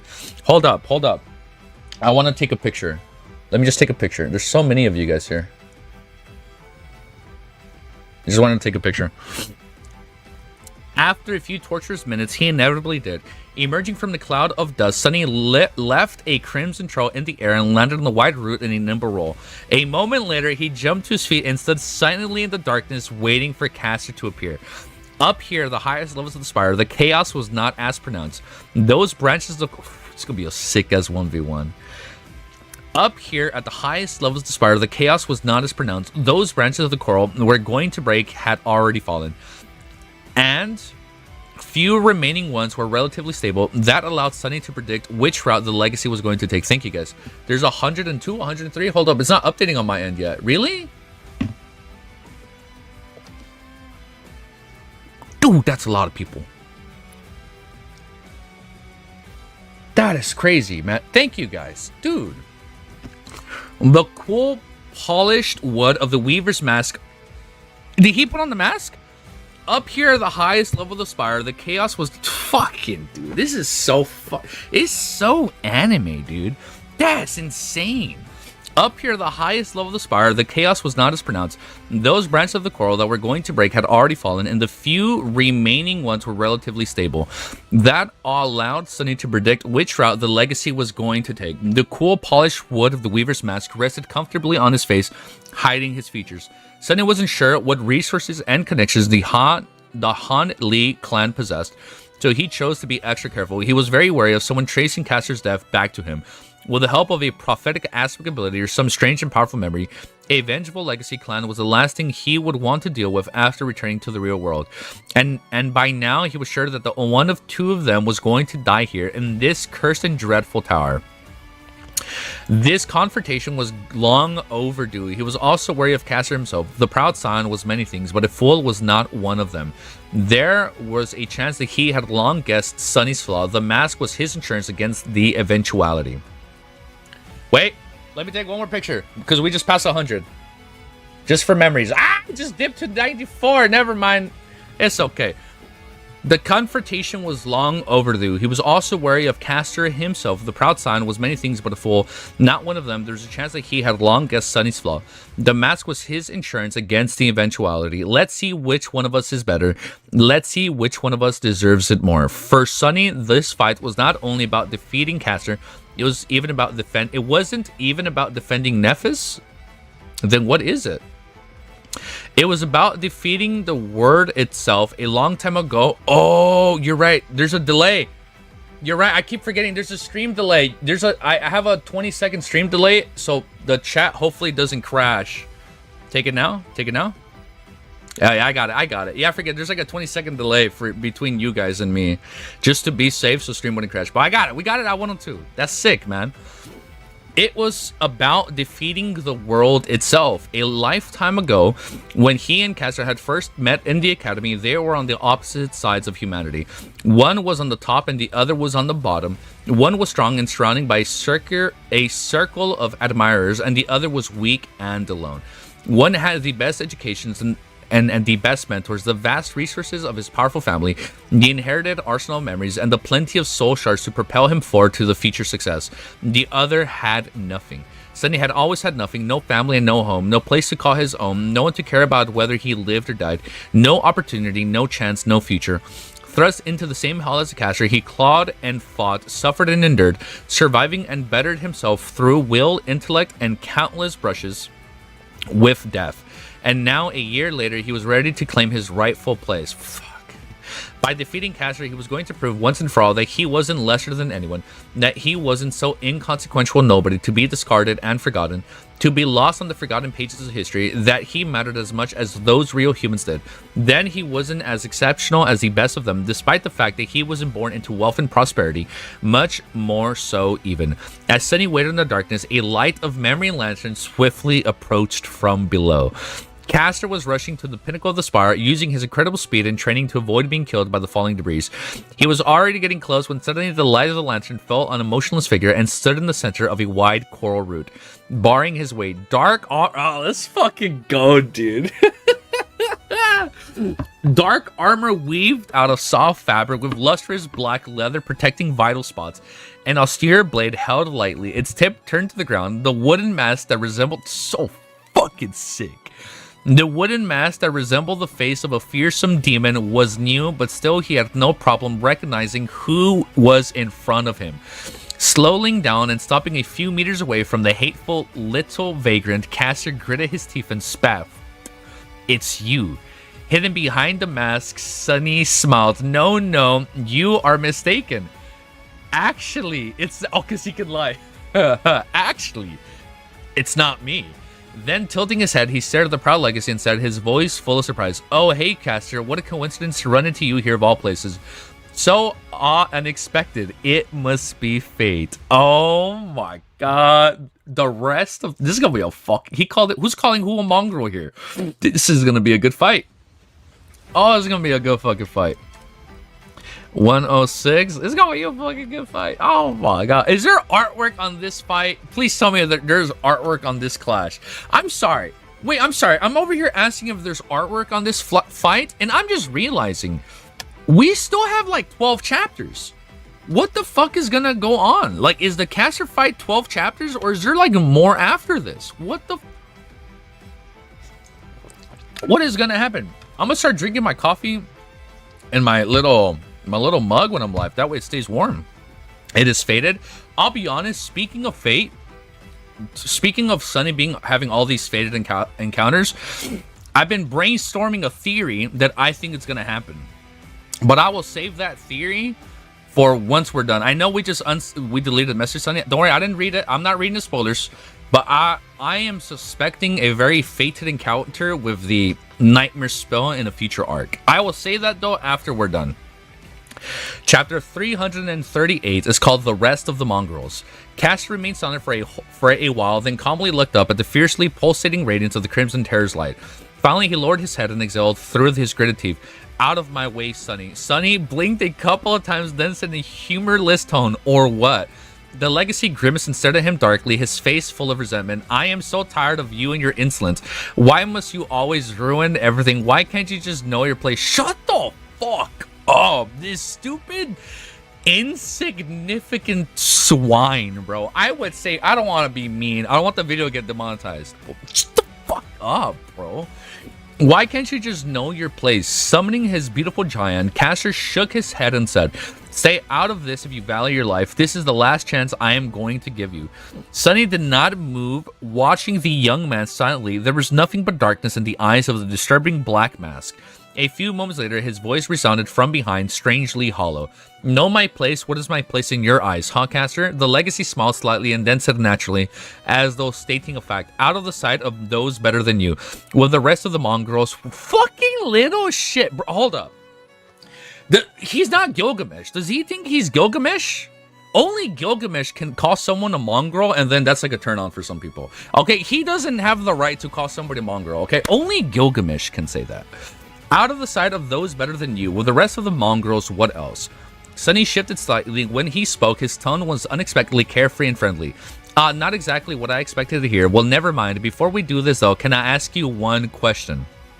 Caster snarled, sure, go ahead. This was something that he had been pressing on Sunny's mind for a long time. Why do you even want to kill Nephis? What is so important that you are even willing to risk your life? The legacy looked at him with no humor in his eyes. After a few moments, he said in a strange tone, this is not something that you scum will ever understand. Survival is all that you creatures care about.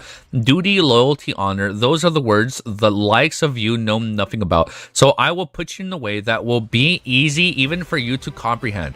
He pierced, well, I don't want to accidentally read the bottom, he pierced him with an intense gaze and then said each word falling like an avalanche. The immortal Flame Clan must be destroyed. Maybe it's because they're the closest to conquering the spells, because her father did one, her father conquered the second, and her grandfather conquered the third, or some shit like that, right? So maybe they don't want humans to conquer the dream realm. Is that what this is? And then his voice rang with profound inevitability. Caster added, this is the will of the sovereigns, Lord Dump. This is the will of the sovereigns. Okay, what is this? Sunny stared at him for a bit, engrossed in the solemn atmosphere of this proclamation. A few seconds later, in a sincerity and confused tone, he asked, who? Caster's eyes widened. He looked at Sunny with a dumbfounded expression, then shook his head in disbelief. Wait, you really don't know? She didn't tell you anything? Sunny scrunched the back of his head. Of course she did. Actually, I know exactly what you're talking about. I've been told everything. No one knows more than me on this topic, really. The legacy stared at him with a few moments, then suddenly threw his head back and laughed out loud. Pathetic. This piece of shit, dude. Pathetic mongrel. You don't even know who you serve. You don't even know who rules the world you live in. Why am I even rule the world? The sovereigns? Calm down with spoilers? Okay, chill. That's okay, guys. I know we're a little bit excited. It's okay. I won't look at chat just yet. Pathetic mongrel. You don't even know who you serve. You don't even know who rules the world you live in. Why am I even wasting my breath talking to a worm like you? Sunny tilted his head and said in a reapproachful tone, ouch, that stings. Caster smiled darkly, then raised his sword. Enough of this. I'm done trying to reason with you, fool. I have allowed you to skulk in the shadows, playing with your vulgar games for long enough. I only permitted you to live because there was no reason to get rid of you. What do you think that you can? You can defeat me. The little schemes and secrets will give you a chance against a true legacy. Sorry to disappoint, but I figured them out a long time ago. Sunny remained silent for a bit and then asked in an indifferent tone, oh yeah, do tell. What are my secrets exactly? The legacy grinned. You hide your strength and pretend to be weak. You go around telling ridiculous tales, making everyone think that you are a lunatic. At first, I thought that you have lost your mind. That's exactly what he thought about him. Like, this is a weird dude from the Awakened Academy. But he was too nice, bro. I said that from the beginning. He's too nice. You lost your mind too, but once I started paying attention, it was so obvious. The constant misdirections, the obnoxious bragging. The no sane person would ever believe the crazy act. That is your flaw, isn't it?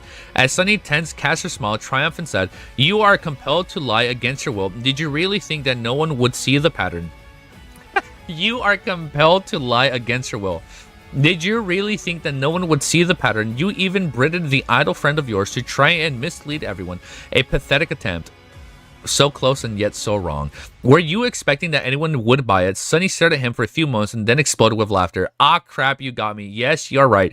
That is my flaw. What a sane person would go around telling such outrageous lies. Then he pierced Caster with a murderous gaze and said, He is so close, but so fucking wrong. Sadly, it seems that I am at a disadvantage in that regard. It is such a shame that I have no idea what your flaw is, huh? That I haven't figured it out a long time ago, too. Ah. Caster looked at him, a corner of his mouth turning downward. In the light of the memory lantern, he looked handsome and confident. Mature. There was a short beard on his face and a few gray hairs on the luscious mane. Hidden behind the mask, Sunny smiled. It is so sad that I don't know that your powerful, incredible, amazing aspect ability shortens your lifespan every time you use it. It is so sad that I don't know that your powerful, incredible, amazing aspect ability shortens your lifespan every time you use it, and that you reverse its effects on your body with a charm memory in the shape of a sand glass. Ah, if only I was more observant. Too bad I am not. The legacy stared at him with a dark expression, his face slowly turning pale. After all, he uttered, it doesn't matter. What? It doesn't matter. After all, I fulfill my duty and return to the real world. The awakening would allow me to take back the years that had been stolen from me, while you, rat, will stay in the cursed place. What? When the? How the fuck? How the fuck did he figure that out? Were there ever any hints? Before he was done talking, a heavy triangular blade suddenly flew into the face. As a hint of outrage gleamed in Caster's eyes, he easily swatted the kunai away and turned it into a blur, lunging at Sunny with astonishing speed. Invisible to the human eye, the string of the prowling thorn was wrapped around two coral outcroppings, drawn across the wide root right ahead of him, and the proud legacy was about to what? A green light clashed through the air, and Sunny felt his wrist jerk back, the tension of the string suddenly gone. A fraction of a second later, Caster was upon him. Damn, he's fucking fast, dude. He's fucking fast. 114. Wow. I need to take me a picture. One more picture. Oh, Dodgers are playing right now. I can look at that later. What? It literally just went down. It was at 113. Sunny has to lie now. Oh, no, I know. Because he's wearing the Weaver's mask, now he has to lie instead of tell the truth. I just find it funny. No, that wasn't a spoiler. No, I know he has to lie with the Weaver mask. I find it funny how he's like, oh, if only I knew what your flaw was. If only I knew that your flaw was this and that, but I actually don't know it. I like it. It's super cool. I like it. I think it's cool. No, that's right. That wasn't a spoiler. It's okay.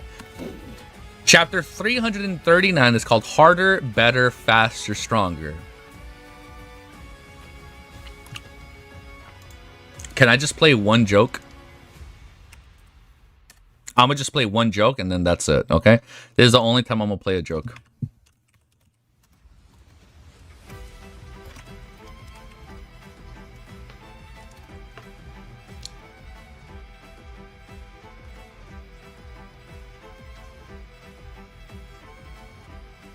You guys ready? This is the one time. We're going to play a joke, okay? Wait. I'm going to mute myself so you guys don't get spoiled on the joke.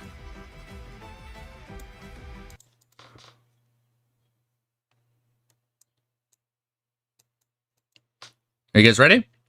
This is the one time we're going to play a joke.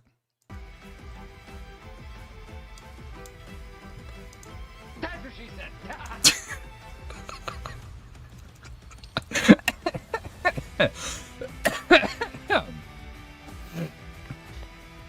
Fast, too fast. Caster was moving with astonishing speed, his figure turning into a blur. His flaw was a cruel one. Did I just crash? Did stream just crash? Fast, too fast. Caster was moving with astonishing speed, his figure turning into a blur. His flaw was a cruel one, but the power of the aspect ability he possessed was incredible. In fact, Sunny had never met anyone with an ability as powerful as this. Let me make sure I'm recording, because I played the Office meme where Michael goes, "That's what she said." Let me make sure things good. Yeah, you guys hear me? We're good. Okay. In fact, Sunny had never met anyone with an ability as powerful as this, with the exception of himself and Nephis. Even the greatest warriors on the Forgotten Shore would have no chance against it. Gemma, Effie, Seshan, all of them would have been easily killed by the deadly sign of the Han Li clan. Perhaps only Harus could have fought him to a draw, but even then, Sunny wasn't sure. Not only did Caster possess a terrifying ability, but he was also one of the most skilled swordsmen of their generation. He also had a whole arsenal of memories hidden away inside his soul. Surely he had a way to fight while blinded. That's why Sunny did not waste any time trying to destroy the memory lantern, illuminating their surroundings. Instead, he just thrust his sword and met Caster's attack with his own. Two swords collided in the air, and in the next moment, Caster flew past Sunny and slowed down, eventually coming to a stop. A drop of blood fell on the tip of his giant. Sunny staggered. Curse you. The sleeve of the puppeteer's shroud was torn, and there was a shallow cut on his shoulder. He had managed to deflect the strike aimed at his heart, but wasn't fast enough to avoid being wounded after all. You guys think Effie can beat Caster? The way I see it, Effie has the strength, but he has the speed to do all these shallow cuts to a point where she just can't fight. You know how like her body like limped when she was fighting? I feel like because of Caster's speed, he'd be able to keep catching her off guard, and then eventually he'd be able to beat Effie. Kind of like Thorfinn from Vinland Saga. Whenever he fights a big guy, he usually has the advantage just because of speed alone, right? But I don't know. I feel like it'd be close. On Caster's face, there was a dark expression. Looking at Sunny, who was still alive, he grimaced and spat. Not bad. This is going to be entertaining at least. Hidden behind the mask, Sunny grinned. Oh yeah, I'm having a lot of fun myself, thanks. Of course, that was a lie. Back in the academy, Caster had been the only person to defeat. Sunny was using his to augment himself right now. Because of it, the gap in speed between the two of them was completely lethal, and yet he was incomparably slower in terms of pure physical ability. Sunny had no hope of surviving this duel, but he already knew the secret of how one would have to fight against Caster. He had learned it from Changing Star herself during that short and faithful spar. I need to sip my coffee.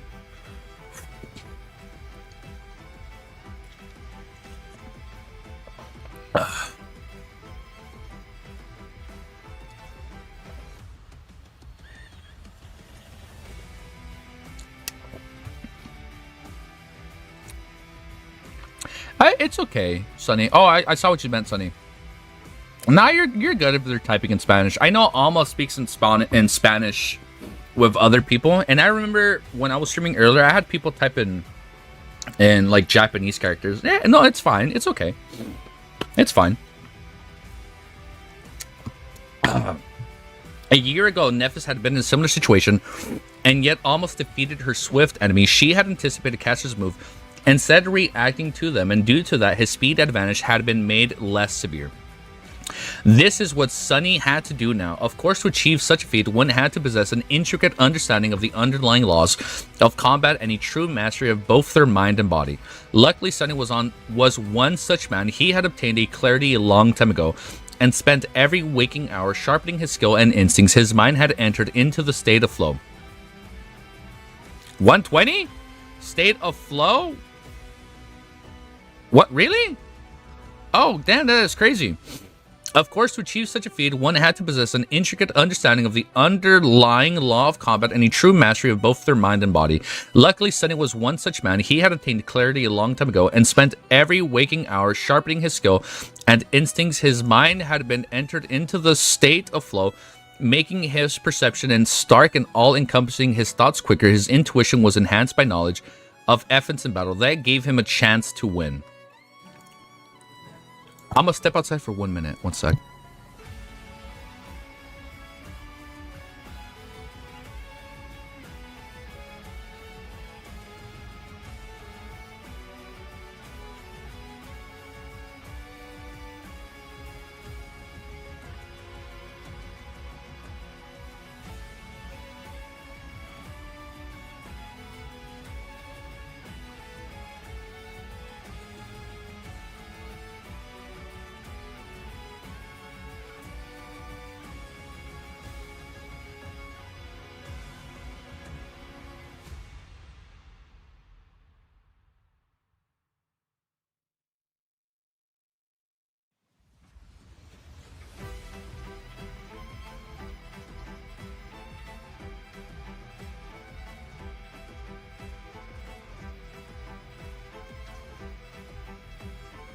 All right, quick 2 minute break.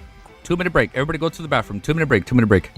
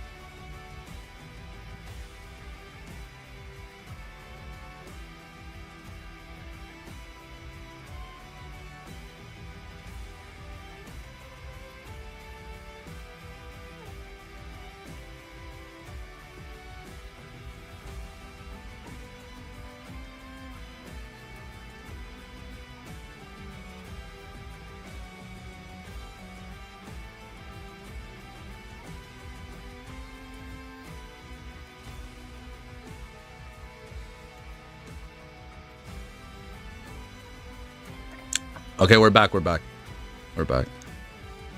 Mic and audio were unmuted. Sorry, we had a unannounced visitor came to pick up something. So I was like, oh, let me mute the mic, just because the individual was a little bit loud. I was like, wait, hold up, I'm streaming, brother. Switch back to full cam. Turn this on. And I was on. That gave him a chance to win. I know exactly where I left off. I got it. That gave him a chance to win. Are we recording after that little pause? Yes. Okay, we did pause. Yeah. Okay, we're good.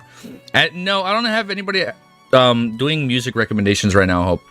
Right now, I'm just eyeing it. We're back to Beak. So that gave him a chance to win. A moment later, Caster attacked again, and Sunny jerked the Midnight Shard sideways, blocking the ghostly green giant at the last possible moment. Up. He had begun to change the next move even before the two blades collided. A split second later, the Legacy brought down his sword in a downward slash, aiming at Sunny's head. However, it was deflected. Thrust at the neck, once again slitting down the length of the Tachi and biting Sunny in the shoulder. This time, the leather pauldron of his armor held, but just barely. Almost instantly, Caster pulled the giant back and then immediately thrusted forward. Aiming to cut the enemy's throat, the Midnight Shard awkwardly pushed the gleaming... The what? I choked on my spit. The gleaming blade away, but not fast enough. Another shallow cut appeared on Sunny's neck, seeping with blood. Damn it. Also, we're going to be spending like an hour looking at artwork once we're done. Infuriated, Sunny tried to counterattack, but was forced to concentrate on nothing but defense. Dozens of strikes rained on him in the span of a couple of seconds, filling the echoing expanse of the Crimson Spire with the clangor of steel. More and more cuts appeared on his body. None of them were too deep or dangerous, but that didn't make them less lethal. No matter how cutting and perfect Sunny's movements were, he couldn't make up for his lack of speed completely. Months of training, hundreds of battles, countless hours spent gaining insight into the inner workings of swordsmanship. Caster had done all of that too, and then some, and he was so much faster. But somehow, Sunny was still alive. Not only was he alive, he wasn't even seriously injured yet. At some point, he feinted a block and dodged the blade of Caster's sword instead, then whipped his empty head forward as though trying to punch the Legacy into its head. At the last moment, however, a ghostly stiletto appeared in his hand, only to be thrown aside by a powerful hit of the giant, so he blocked it. Sunny barely managed to save his arm from being severed at the wrist. Sparing him a contemplative glance, Caster snarled, "Creatine." Creatine? I thought he said creatine. You know, like the creatine you take after you work out? Cretin, have you forgotten that I was there when Changing Star gave you that memory? Who the fuck are you guys rooting for Caster? What do you mean go Caster? Oh, you mean go away Caster. Sunny gritted his teeth and lashed out with the austere Tachi, buying himself a moment to regroup. I guess it slipped my mind. With that, he suddenly hurled the Moonlight Shard at the Legacy, then followed in with a fearsome thrust of his sword. Caster easily dodged the stiletto, deflecting the Tachi and kicked him in the stomach, sending Sunny staggering back to his pained moan. For a fraction of a second, he was wide open. His energy did not miss the opportunity of turning it into a blur. As he lunged forward, the gleaming giant flashed through the air, and at the same time, Sunny suddenly spun and twisted his body. The two of them almost brushed against each other as Caster flew by. A moment later, Sunny shredded and bent over, blood streaming from a deep wound on his side. The Legacy turned around. No way. Caster deserves to win. You think no, I think Sunny deserves to win. The Legacy turned around and smiled cruelly, a hint of satisfaction reflecting in his eyes. Not so boisterous now, are you, Worm? Sunny groaned and slowly straightened his back, pressing one hand against his bleeding side. His voice sounded strained and solemn. Ah, yes, that didn't go exactly as planned. Then he tilted his head and raised his other hand, staring at the object dangling from a torn chain that was gripping in it. Suddenly, Caster's hands shot towards his neck. You. Sunny grinned and dangled the sandglass charm in the air. Wait, how? Oh, he got it. Is he now just gonna rapidly age? Sunny grinned and dangled the sandglass charm in the air. Wait, how did this thing get here? Caster gritted his teeth and the solemn memory immediately began to radiate a subtle white glow.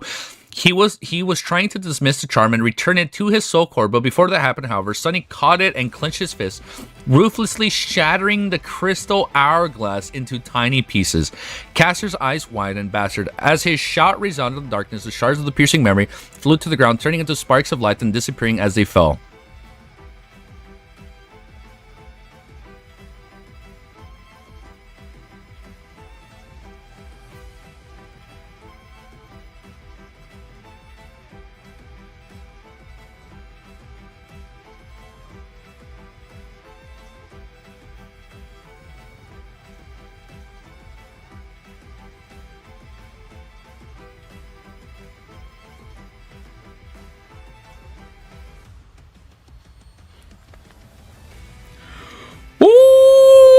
spoilers above. Okay, won't read if there's a spoiler. It's okay. If there was a spoiler by accident, I'm not mad. I'm not mad. I'm not mad.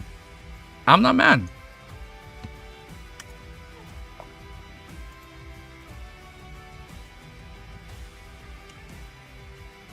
$122, 46. No way. Sorry, he's already above honor. 340. Are you guys fucking ready? Chapter 340 is called Honor. Spoilers a big no-no. Here we go, bro. 340 is called Honor. For a few seconds, let's make sure we're recording. Yeah, we're recording. For a few seconds, both of them stood without emotion. On Caster's face, shock and disbelief were mixed with fury, indignation, and fear. Slowly, he raised his head and pierced Sunny with a hateful gaze. You scum. His voice was trembling with suppressed rage. Good rage is good. Anything that makes him lose control is good. In the next moment, Sunny got hit in the chest and flew back with a pained scream. Although he somehow managed to deflect the tip of the enchanted John, the legacy still ended up slamming into him like a speeding train. The blade of his sword pierced the puppeteer's shroud once again, slicing Sunny's forearm. God damn it. This was just unfair. The shroud was a tier 5 memory of the awakened rank. Where did that bastard find a weapon that could cut through it so easily? Yo, Demoness, what's up? Well, Sunny more or less knew where. Who was to say that the ghostly Green John wasn't of the same tier, if not higher? Legacy clans had a lot of powerful memories in their treasuries, unlike him. Hitting the ground in a roll, Sunny dashed to the side and used the palm of the Midnight Shard to slam Caster's hand away.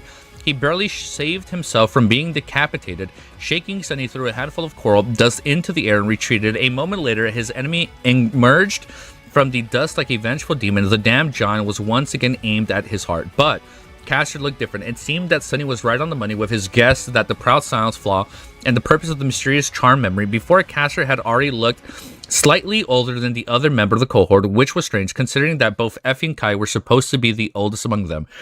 This was what initially caught Sunny's attention because back at the academy there had been no such differences. However, now that the crystal sandglass was broken, time seemed to be catching up with the legacy. If anyone were to see him now, they would have assumed that he was in his late 20s, perhaps even early 30s.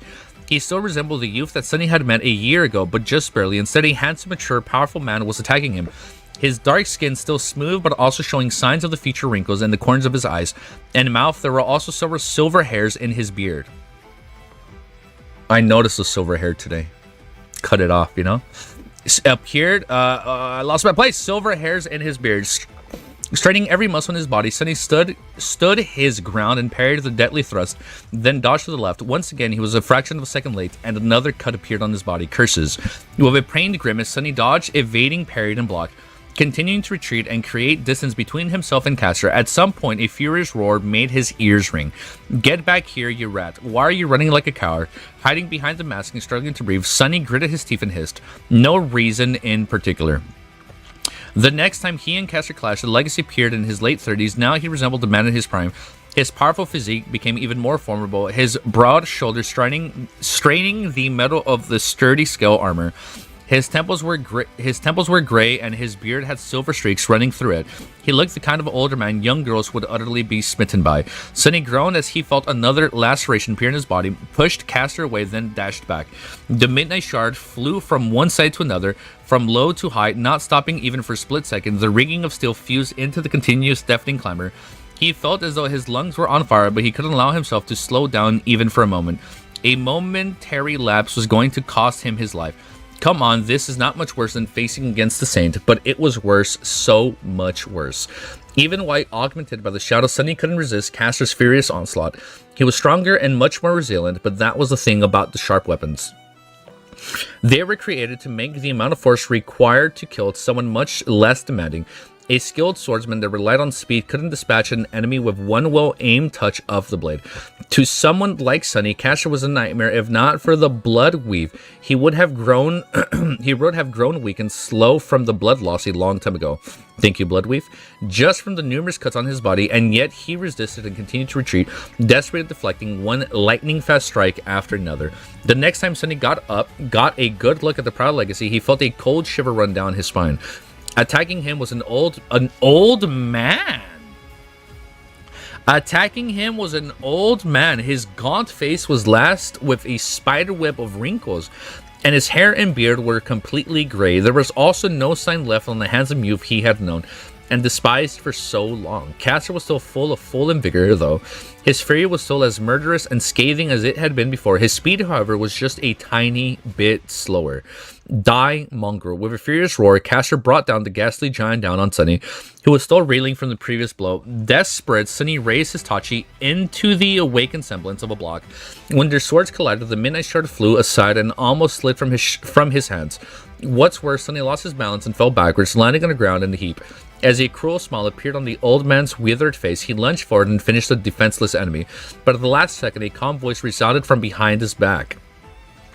The voice he hated but knew so well. Standing somewhere behind them, Nephis ordered in a tone that denied refusal. Back.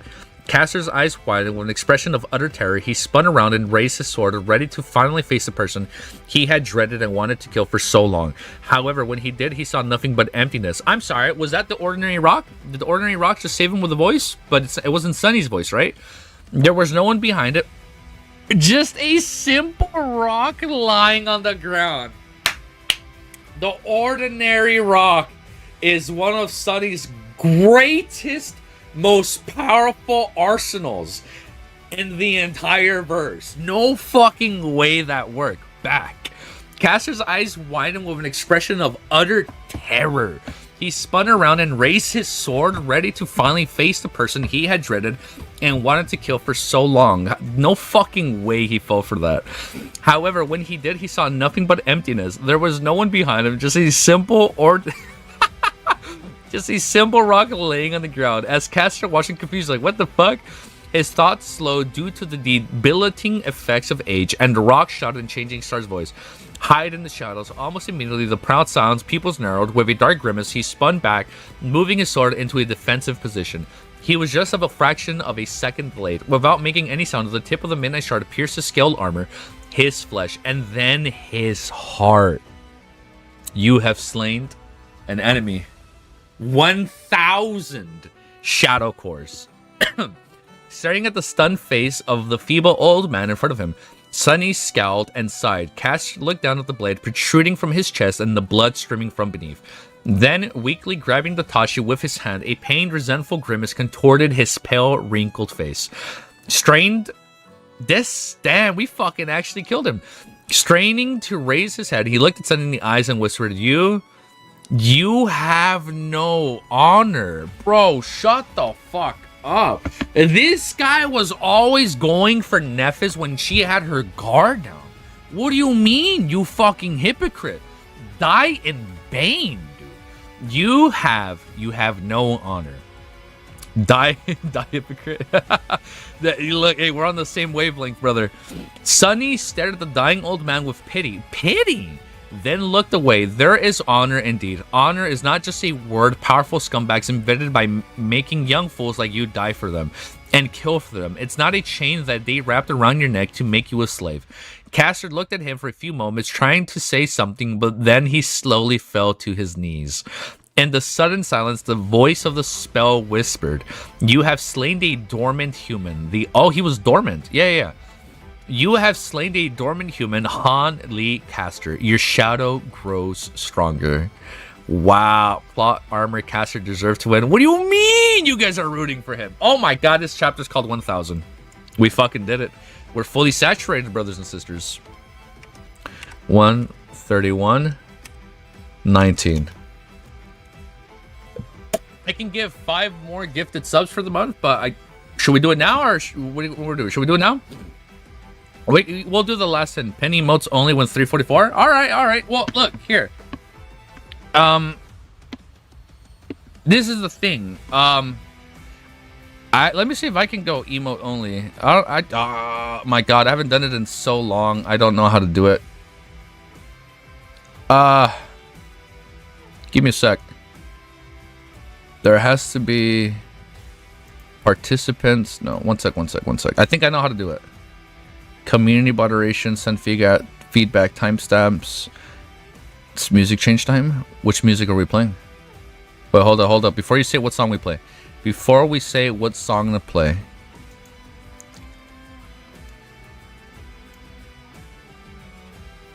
I don't know. Show your support for easy, engage with your audience. Like, I don't know how to change it. Hold up. Before we do a music change, I will play. We're going to play the Forgotten Shore again. We're just going to hear it for a bit. Or let's do Star of Change because we got to go back to Neph, right? Neph is probably there waiting for us. So we're going to play this one. I can't wait to see this in manhwa. I can't wait to fucking read what's going to happen in the manhwa right now. I can't wait to read what's about to happen. So let's just play Star of Change for a little bit. Just, you know, the calm before the storm. There's like 9-10 chapters left. Chapter 341 is called 1000. Or should we play Mirror? Should we play Mirror? Mirror sounded pretty cool. Standing above Castor's corpse, Sunny tilted his head slightly. Despite his expectations, there was not a lot of joy in his heart. Instead, defeating the powerful sign of a true legacy clan left him feeling somber and a little bitter. There was, however, a sense of, if not validation, that at least vindication. It was though some profound need in his soul was finally satisfied, making it more solid, steady. With a pained groan, Sunny took a step back, turned around, and dismissed the Weaver's mask. He dismissed the Weaver's mask. He was in better shape than he had expected to be. Countless cuts on his body were painful but not dangerous. Blood weave was diligently doing its job, preventing him from losing too much of the precious red liquid. The cuts were already starting to scab over and close. The only serious wound was the gash on his side, but it had already stopped bleeding.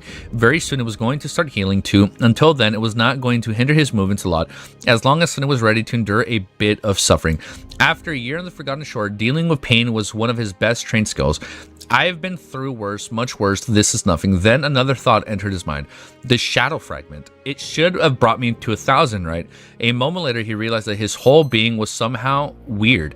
It felt as though there was intense heat in his chest, slowly growing more and more scalding. The sensation was not exactly physical, but more of a spiritual one. Just like the core of his soul, the undergoing a violent change. Dude, thank you for being level 1.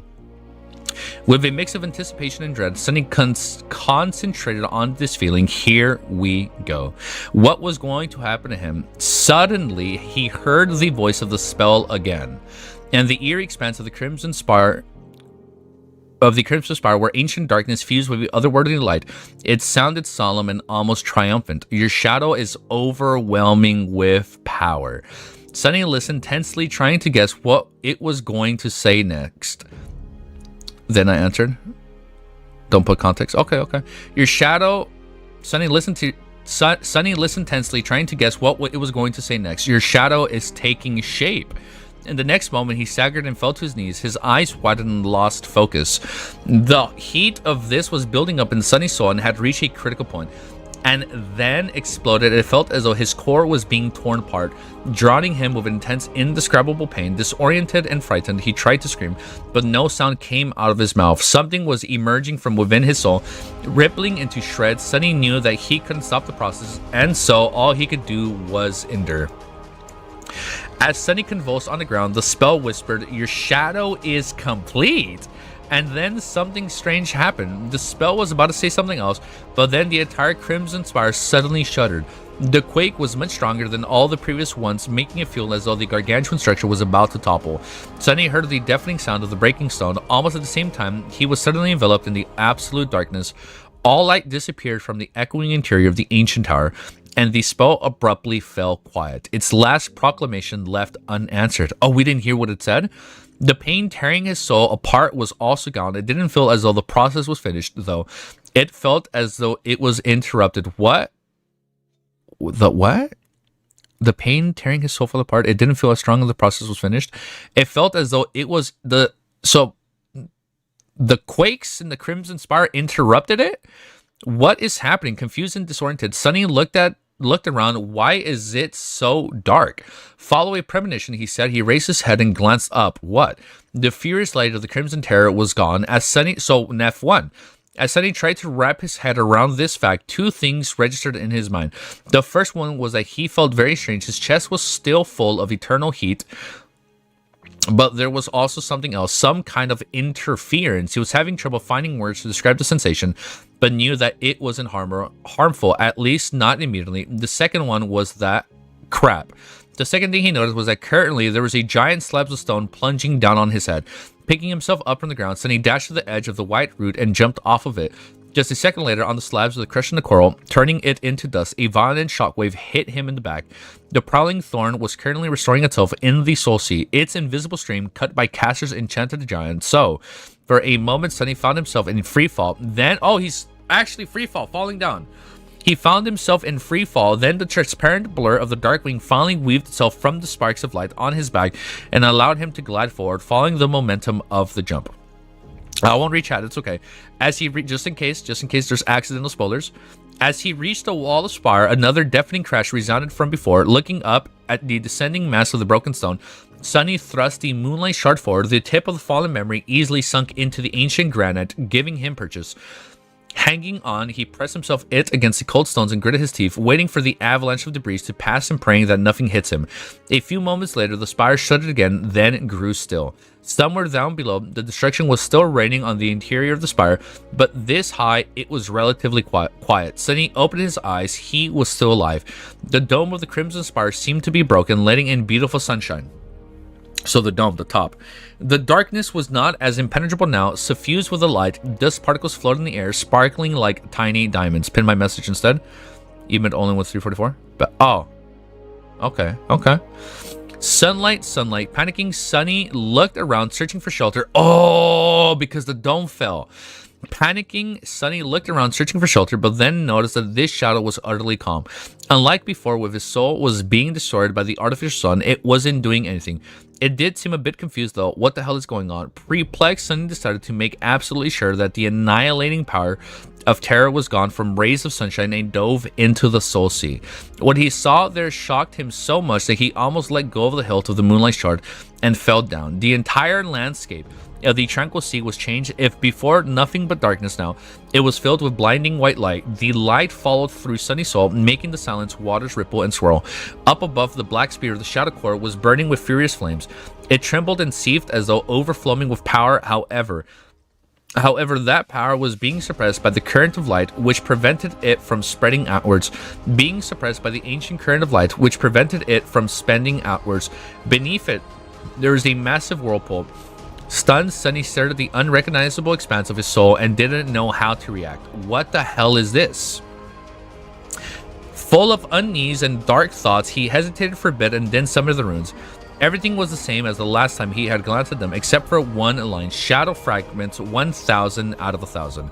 Not everything. In the cluster of the runes describing his attributes, a few, so not just one. A few new ones appeared.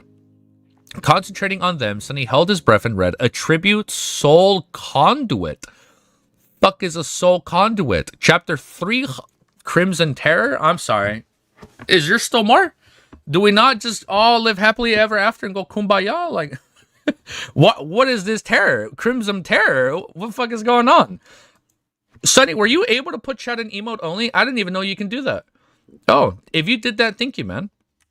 139? 139.20. Let's play. I'll just play Forgotten Shore. I'll start timing out Frio when emo only starts. Here, let's do this. You can do a. Well, let's start like this. We'll do a 1 minute timeout if there's like a accidental spoiler. And then from there, the 1 minute will go up. However much you want, Sunny, the power is yours, brother. I believe in you. If not, don't go too crazy. If it's a lot for you, you can just, we'll just leave it like that. I'll try to not look too much. I'll try to only look at emotes going forward now. Just because we're so close. We're just trying to behave to BH. All right, hell yeah. It stops us from spoiling. Keep it up then. Hell yeah. If it stops spoilers, fuck yeah, man. All right, chapter 342 is called Crimson Terror, Soul Conduit. Oh, I almost forgot to update this. I did update it. Soul Conduit. The attribute had no description, nor was its acquisition announced by the spell. Staring at the runes for a few more seconds, Sunny cast one last glance at the white void of his soul sea and left it. He had no answer for this mysterious sequence of events, but his intuition was ringing the alarm bell.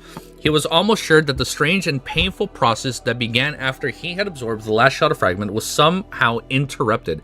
The white light permeating the soul sea felt unnatural and wrong.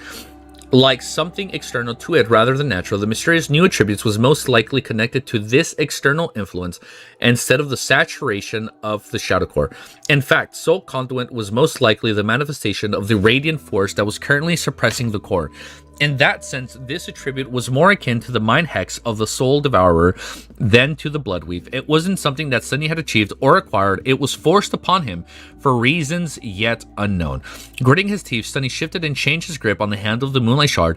Then he summoned the ordinary rock and immediately dismissed it. Finally, he ordered the shadow to wrap itself around his body, then shift to the ghostly stiletto and back. At least the new attribute did not seem to be directly harmful. Sunny was still in control of his body and mind, as well as having full access to the memories and shadow control.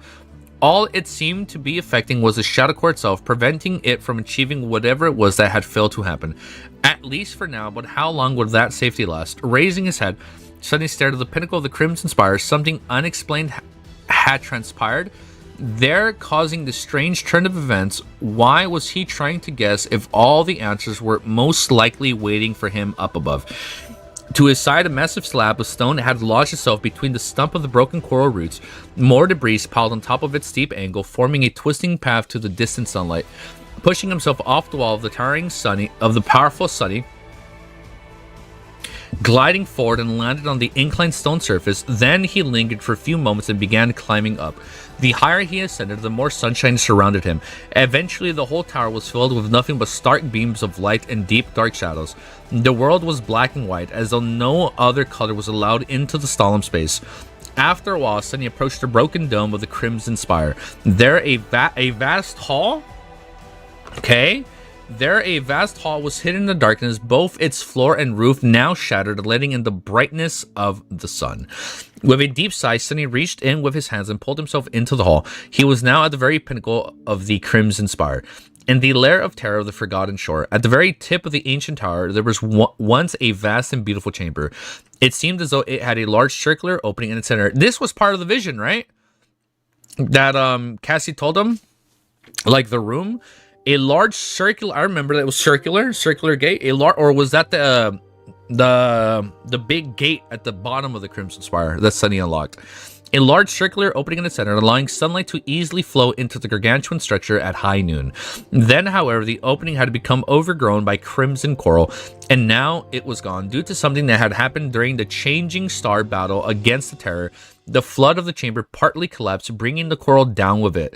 The ceiling was damaged too, although to a lesser extent.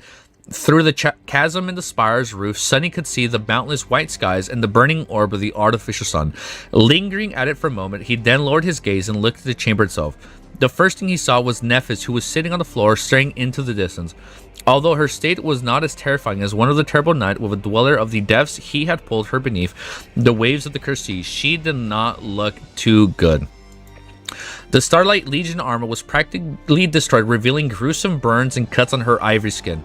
Just like then, white flames were seeping out, and then instead of blood, these fires seemed strangely weak, as though on the verge of being extinguished. They were also failed to mend her mangled flesh. Neph's wonders appeared to be healing, but at a very slow pace. A far cry from the miraculous restoration that Sunny had witnessed so many times in the past. No, I'm not even going to say it. The furious power had always burned deep within her soul, seeming to finally be exhausted, almost.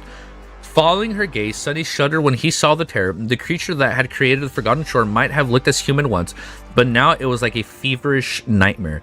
For some reason, Sunny had expected to see the familiar shape of the nameless goddess whose statue was created. That's what I'm thinking. Whose statue was created in the likeness of the girl that had been made into the vessel of the artificial sun. What met him instead was a giant creature whose body was made out of perverse fusion of crimson coral and mutilated human flesh. In a sense, it was similar to the crimson golems he had fought at the base of the spire. It was a twisted approximation of a living being, one that radiated a horrifying sense of madness, rawness, and loss. Instead of a human face, the terror had hundreds of them, all contorted in expressions of blind agony and suffering. Their mouths were open as though straining to scream. Their eyes were empty, will of pure darkness. Now, this kind of reminds me of Lord of the Mysteries. Fucking crazy ass abominations that we see. At least now they were. When the terror was alive, they must have shone with a blinding annihilation light. And it was unmistakably dead. The harrowing creature was sprawling on the floor, its limbs unmoving, its body fractured almost in half. The edges of the terrible wound were burning and melting, leaving no doubt that it was dealt by changing stars, incandescent silver blade. How was it possible? Stunned, Sunny stared at the vanquished terror, failing to comprehend what he saw. How could Neph kill a fallen terror? No matter how powerful she was still a sleeper. Even with the tremendous augmentation of the Dawn Shard, she should not have been capable of slaying something this powerful. Something was very wrong here. This doesn't make sense. But then again, this wouldn't be the first terror Nephis had slain. Changing Star had killed one in her first nightmare too, earning her that name. Still, there was a vast difference between a dormant human killing an awakened terror and a fallen one. One feat was impossible, the other was simply unthinkable. Turning to her, Sunny hesitated and then said in disbelief, You actually killed it. Neph flinched as though noticing his presence for the first time. Then she slowly turned her head and looked at him with empty, lost eyes. Only after a few seconds, a hint of recognition appeared on them. She remained silent for a while and then said in a hollow voice, Sunny, you are finally here. 7 fucking chapters, bro. 7-8 chapters. What the fuck is gonna happen, dude? Oh my god. What the fuck is gonna happen?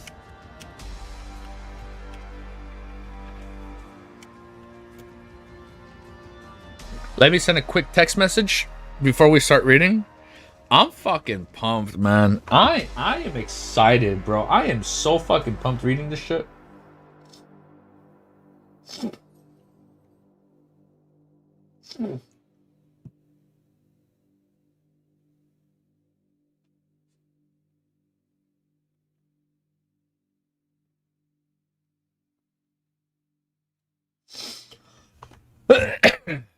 I'm pumped.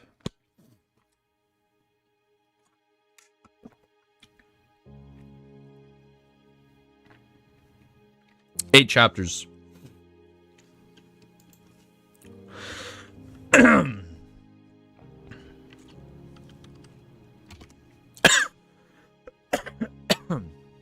You should change the song now?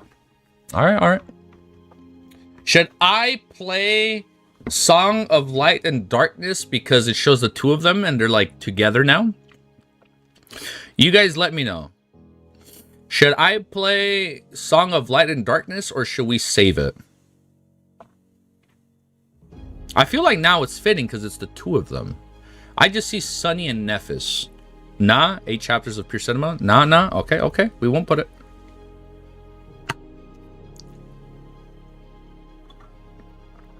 Sim, yeah. I'm getting yeses and nos. Sunny has our one mod in chat. If you say it, let's hear them first. Yeah. Okay, Lop, we'll tell you. Sunny, you're mod. You're the blue icon. Light and darkness. All right, light and darkness. All right. We're just gonna loop it. All right, I haven't heard the song, so we're gonna hear it together. We're gonna play Light and Darkness by Griffin Tyler. It just shows, I just see Sunny and Nephis, right? Since it's the two of them now, I feel like it's only fitting. I'm gonna put on both earbuds. Actually, no, let's do this. He hesitated for a few moments, not sure how to answer. As seconds passed by, the silence between them grew tense and full of untold meaning. Finally, Nephis blinked and looked away, staring at the corpse of the Crimson Terror. Her sword hands trembled slightly. Killed it. I did. I got lucky, I guess. After a while, she added in a quiet voice. It was just a fake start. In the end, Sunny smiled slightly, but his eyes remained cold. Luckily, I know a thing or two about being lucky. Neph, a creature like this would not have died just because of bad luck. She remained silent for a bit, then sighed and looked down. It was evolving, trying to become a titan. A titan? It was evolving, trying to become a titan. The burden of transformation made it vulnerable. I just happened to attack while the terror was at its weakest. That's why it died. Evolving into a titan, noticing a surprised expression on its face, Changing started grimace and pointed to the artificial sun. Have you not thought about what we have done? Sunny looked up the radiant spear of light, frowned. In all the chaos, he had indeed forgotten to consider the full scale of what had transpired after the battle, as well as reasons for any consequences of it. Come to think of it, why would the light of the artificial sun destroy the soul every living creature it touched? It had not been like this before the fall of the ancient civilization for many generations at least. But then the vessel had become corrupted and turning into a nightmare creature, the terror and at the same time the seals imprisoning and curses of all the consuming darkness had been destroyed, letting it free. So in fact, the corrupted sun had never existed without the dark sea keeping it company. Until today, Sunny had always thought that the sun was restraining the dark sea. Could it be that it had always been restraining the darkness as well? And when he banished the ancient curse and locked it underground, the sun was finally liberated from its shackles. That's why its light suddenly changed, turning it into annihilating white radiance. That makes sense? It had become free to do whatever it wanted, but there was something else. And in his eyes widened, Nephis nodded. Yes, the artificial sun does not just illuminate the vicinity of the Crimson Spire, it illuminates the whole of the Forgotten Shore.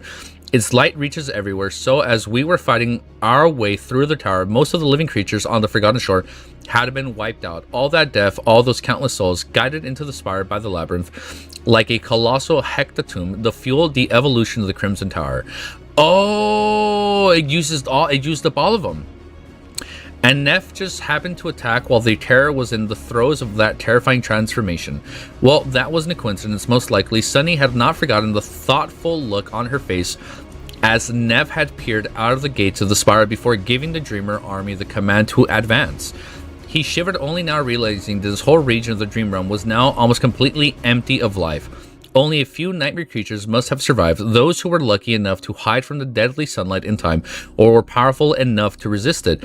Such a boundless influx of souls would indeed be enough to push the Crimson Terror to the next step of its evolution. Devolution? Whatever it was happening to the nightmare creature as they grew more powerful, not that Sunny knew anything about this matters, but if anything could cause something like that, then the eviscerating of the entire region of the Dream Realm would certainly do the trick. Now, however, the terror was dead, and its corrupting influence was gone, turning the artificial sun back to its normal self. It couldn't be that easy, though, and if answering his thoughts, the spire shuddered again. Another slab of stone broke off from the floor of the chamber and plunged down. Suddenly, the light of the sun grew a little bit dimmer. Looking up, Sunny noticed that the artificial sun looked not as bright as it had just a few minutes ago. It was as though it was slowly dying. If it dies, then there's no portal, right? Was it dying? There was no vessel to channel the soul essence into the furnace anymore after all. Interrupting his thoughts, Nephis suddenly spoke, her voice hoarse and tired. What happened to the others?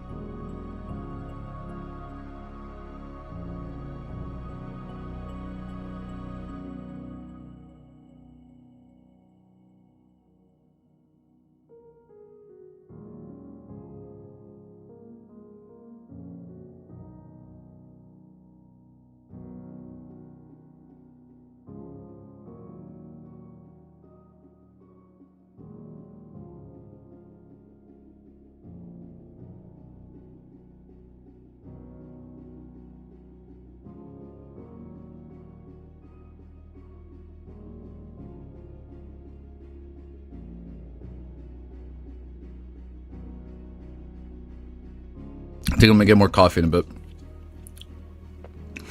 It couldn't be that easy, though. As if answering his thoughts, the spire shuddered again. Another slab of stone broke off from the floor of the chamber and plunged down. Suddenly, the light of the sun grew a little bit dimmer. Only emotes only.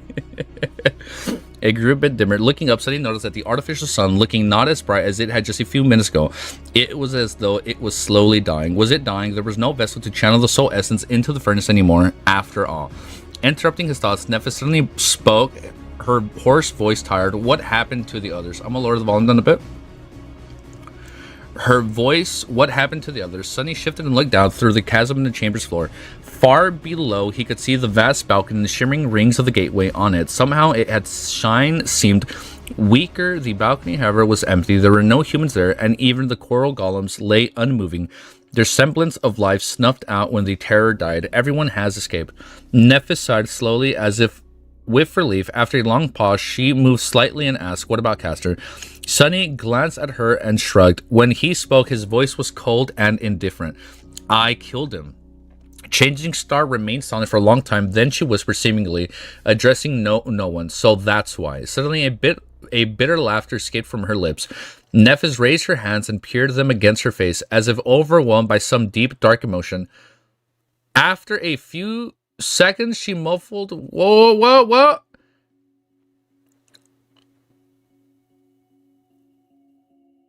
After some deep, dark emotion, after a few seconds, her muffled voice reached his ears.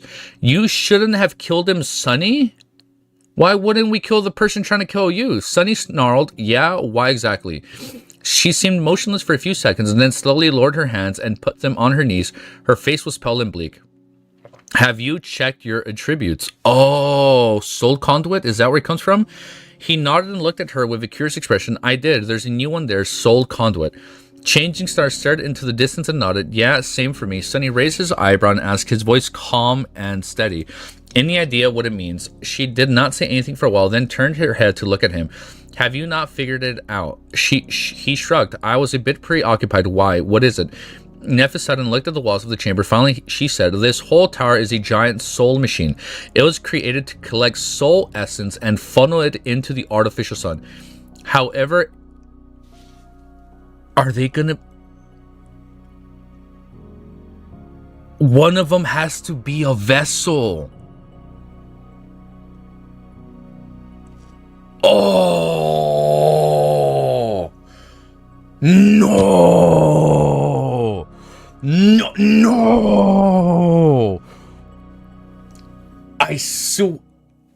I'm not gonna say it. No, I'm not. No!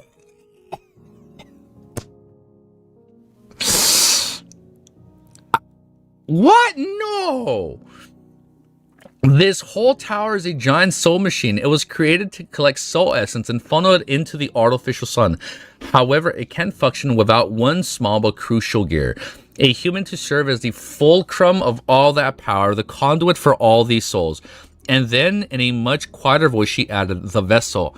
Oh, so she meant leave him alive so he can be the vessel. It's not game over.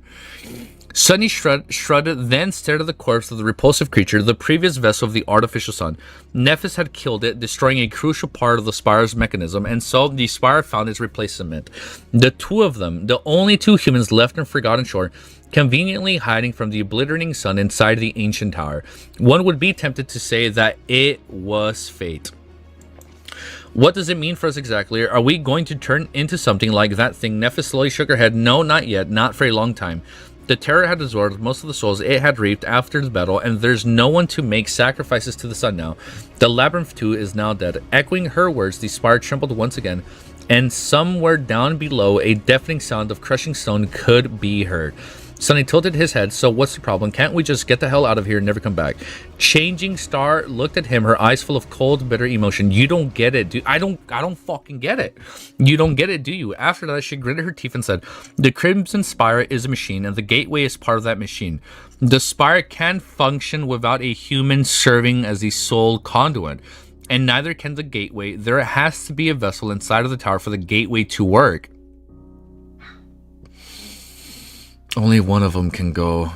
She slowly rose to her feet, swaying slightly and finally piercing him with a dark gaze, which means that only one of us can escape.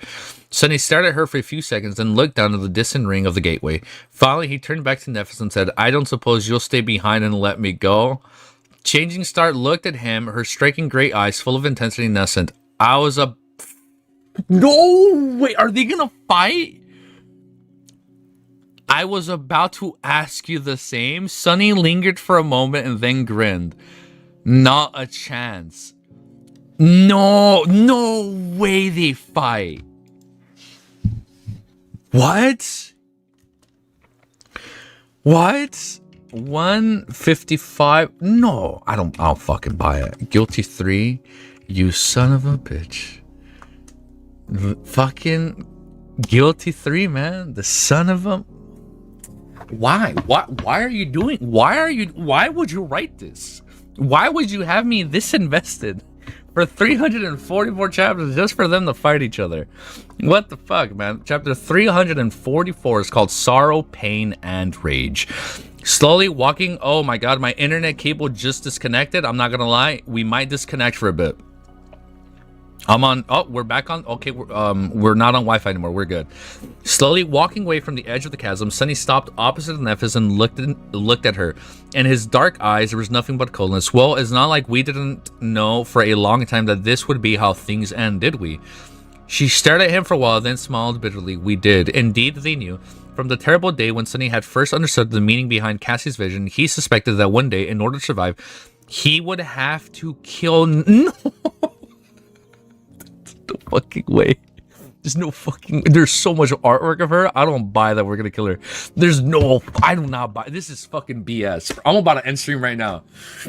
He would have to kill Nephis? This was the truth he had chosen to hide from. Even if it meant losing his mind, the final, most unbearable reason for why he had spent months alone in the Dark City hunting monsters is slowly turning into one of them. How does one come to terms with the knowledge that one day they will have to kill the person they care for the most? Knowledge indeed was the heaviest thing in the world.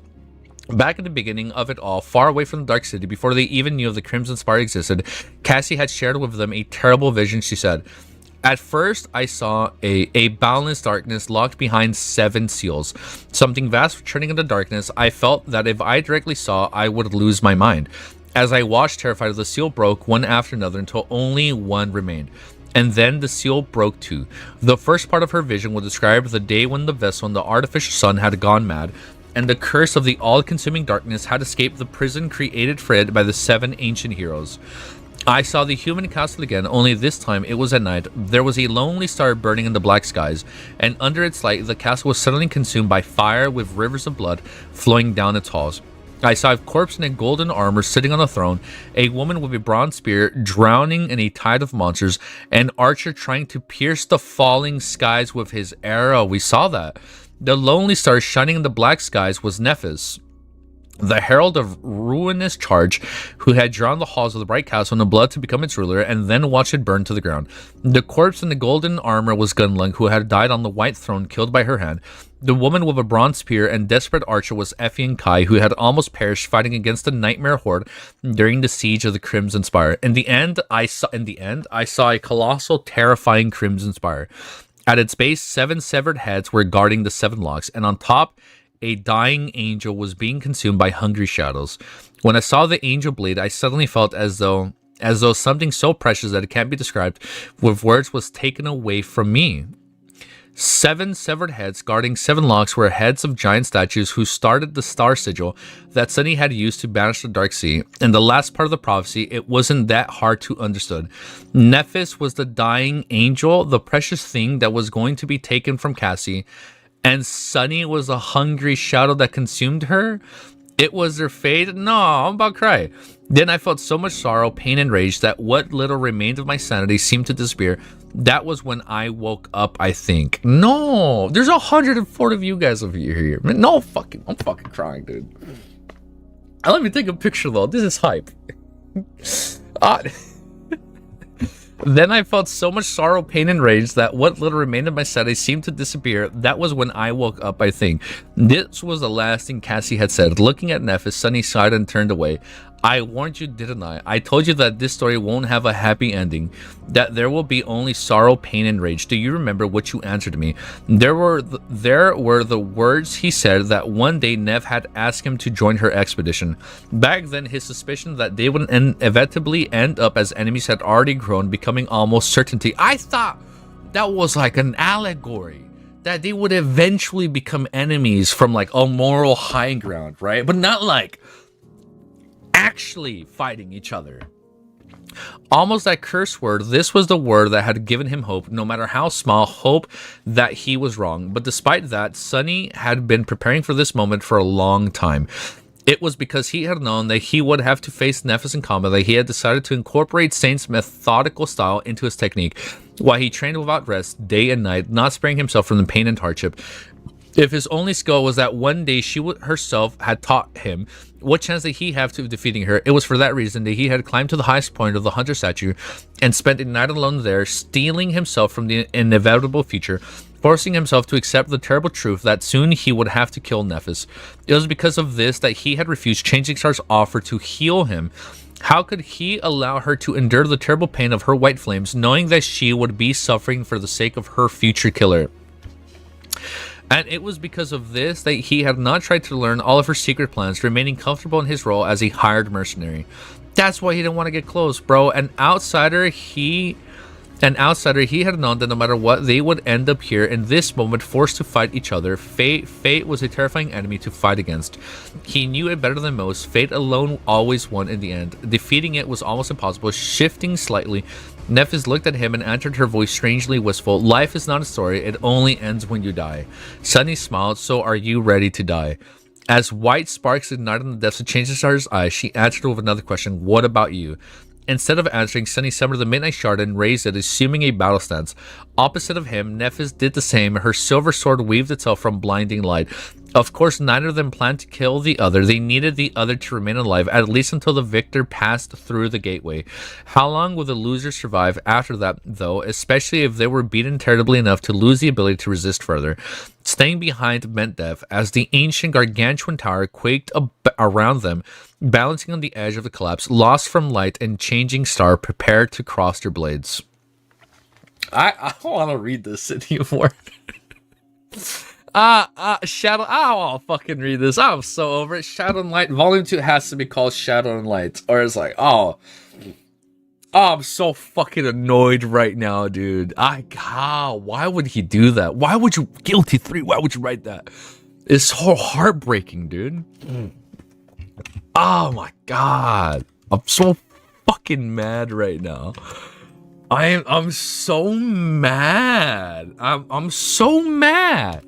I thought she was gonna be part of the trio for like 1,000 chapters. I thought Sunny and Nephis were gonna be a ship. At first, I was like, maybe Sunny and Cassie, but I was like, no, maybe it's gonna be Sunny and Nephis. No, it's not. I'm so mad right now. Chapter 345 is called Shadow and Light. Sunny and Neff looked at each other, the air practically cracking with tension to the point where their gazes met. The white flames seeping from Changing Star's wounds suddenly flashed in furious outbursts, closing some of her wounds and making others less severe. After that, however, it grew weak and disappeared, retreating back to the furnace of her soul. As a pained grimace contorted the young woman's face, a dim radiance slowly shined from beneath her ivory skin. At the same time, the shadow flowed up and wrapped itself around Sunny's body, making it brim with power and vitality. He inhaled deeply and slightly moved, shifting his weight from one leg to another. How can it end? Before the thought could fully form, Sunny Roof... I'm so mad, bro. I can't read this. I feel like I'm about to break. Before the thought could fully form, Sunny ruthlessly destroyed it and banished it from his mind. This was the last obstacle of his way back to the real world, and for the most deadly, Sunny had fought many terrible creatures in the cursed hell of Forgotten Shore, but none of them were as fearsome as dangerous as Changing Star. This was going to be his hardest battle yet. To win it, he had to be absolutely clear, absolutely focused. He couldn't allow himself to feel anything, be distracted by anything. No doubt, no fear, no regret, no compassion. Only determination, only resolve. Only murderous will to prevail. Dude, what the fuck was it that Nephis told Sunny in the very beginning? On this Forgotten Shore, you either kill or be killed. Like, that's it, bro. You either kill or you be killed. That's all you gotta think about. As dust particles shined in the beams of the white light that fell through the broken roof of the ancient chamber, as stark shadows swirled with dark anticipation, Nephis brought the pommel of her sword to her shoulder. White flames ignited in her eyes, and then suddenly she lunged forward fast, but not fast enough to give Sunny enough time to react. Raising the midnight shard, he dashed forward to block her furious assault and shuddered, the force of the impact sending a shock through his entire body. It felt as though his sword had collided with a mountain. Their blades had gotten entangled for a moment and then separated. Almost immediately, the silver longsword lashed out again, appearing from an unexpected direction, and then again and again and again. Sunny feverishly defended, changing blocks and deflecting into one uninterrupted sequence of swift moves. Despite his best efforts, he reeled slightly after each strike. It was as though he was being hit by a hurricane of adamantine sledgehammers, each hitting his bones tremble and groan. How was she that strong? How was Neff so strong? How was she so fast? How was she so resilient? And did it make sense? By now, Sunny had fully saturated his core, bringing him to the pinnacle of what a human of his rank could achieve in terms of physical ability. His power was further doubled by the augmentation of his shadow, making him more akin to that of the awakened, that of a mere sleeper. No dormant human should have been able to match his power in every regard. And yet, Changing Star did. More than that, she was more powerful than him, tremendously so. She was far more like a nightmare creature than a human. Her movements were fast as lightning. Her strength was terrifying and her technique was flawless, leaving him no chance to exploit even the smallest mistakes. No sleeper should have been that powerful. It was simply impossible, and yet somehow it wasn't impossible. Deflecting another blow, Sunny gritted his teeth and dashed to the side, hoping to exploit the momentary opening in his enemy's defense. However, he was met by the ruthless flash of the silver blade and said, the opening was just a ruse, one which almost cost him his hand. Something is very wrong here. Either the augmentation of the white flame was much more powerful than that of the shadows, or something else was at play. However, Sunny didn't think that the radiance emanating from Nephis' skin was stronger than his own physical enhancement. From what he had observed during her bout against Gunlunk, it was roughly the same, of only slightly more forceful. It shouldn't have given her the big of an advantage, especially in its seemingly exhausted state. Somehow Nephis had grown much stronger between then and now, but how? At least the silver sword was not burning with annihilating incandescent light. If it was, the midnight shard might have already been, if not the sword, at least severely damaged. In that regard, luck was still on Sunny's side. They exchanged several more blows and disengaged from a fraction of a second. It was closing in again. Changing Star's sword shot forward, missing Sunny's face by 8 millimeters. Or so he thought before sensing... I think I'm bleeding. Or so he thought before sensing warm bloods rolling down his cheek. A thin cut appeared on it, swelling with blood. Just a little bit to the right, he would have lost an eye. Shaken, Sunny deflected the sword again, preventing Nephis from slicing his neck with a reverse cut and leaned forward in an attempt to ram her with his shoulder. Changing Star easily sidestepped around Sunny and brought her weapon down, forcing him to block it with a disadvantageous position and stagger back. Curse it. Their violent clash must have looked fierce and morbidly beautiful. Both moved with incredible speed and posed a ferocious strength. Both were skilled and experienced, forged into formidable killers by hundreds of deadly battles. One was darkness and shadows, while the other was radiance and light. But the truth of combat was happening somewhere else, invisible to the naked eye. This fight was as much about strategy and insight as it was about physical prowess and technique. After all, to excel as a fighter, one has to master both their body and mind. Nephis might have been unnaturally fast and strong, but what really made her devastating deadly was her own battle genius, her incredible level of understanding, and the laws and principles of combat. Armed with it, she was able to predict with her what her enemy was going to do. Even they themselves knew, but that was still not enough. The scariest thing about Neff was that through the understanding, she was even able to manipulate and dictate her opponent's actions, turning them into her puppet. She was in absolute control of the flow of combat. Combat was her domain, just like his shadows were his. But Sunny was not a novice. Either he was a master of manipulation too, but more importantly, he had enough insight and knew Nephis well enough to, if not deceive her, then at least not allow her to lure him into an inescapable trap.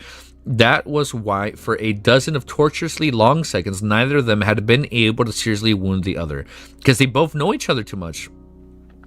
Even if Sunny was locked into the desperate defense, well, you came out just to run time, bro. We're reading the finale. Outmatched in every regard, he still managed to hold Changing Star's monstrous onslaught off. At least for now, finally the two of them disengaged and stepped back, pausing for a few moments. Sunny was breathing heavily, his bodily face turned even more pale than usual. Nephis stared at him with a grin expression, her own breathing laborious and pained. If it was a cliche drama, at this point, they would have exchanged words. It's like, I've always loved you. I always loved you too, but we must fight, right? Right? If this was a cliche drama, at some point they would have exchanged words expressing their resolve and determination, admiring their enemy or humiliating them with disappearing insults, showcasing their fiercelessness by making a carefree joke, but it was not. Everything that could have been said had been said already. There was no way back. All that remained was violence. Looking at Nephis, so they suppressed a devious smile. Something had changed about the proud daughter of the immortal flame clan. Something that had been waiting for from the start of their vicious battle. The wounds that had been partly closed by the white flames were beginning to see blood again. And as they did, the blood blossom charm hanging on a thread tied around his neck finally rose from its slumber, filling the midnight shard with boundless hunger. Oh my god, I read that chapter so fast. I read that shit so quick. I'm already done. I didn't even realize I was at the end. Oh my god. I don't want to read this, man. I'm mad. I'm tilting, man. How's my blood?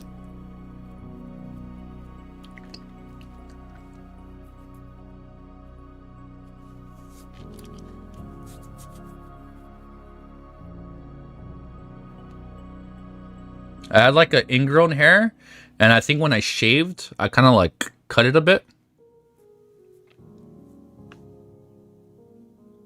Hold up, let me full screen OBS.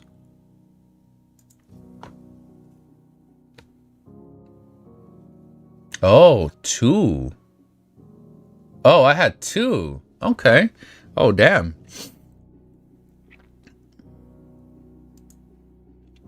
Look at that. I'm feeling the same pain Sonny got when he got a little cut. Look, I got my own little cut right here. But when I shaved. Chapter 346. I don't know what to find out. Hold on. I don't want to know. It's okay. That's not a spoiler. You guys don't have to delete that. He's just hyping me up. Chapter 346 is called Promise of Blood.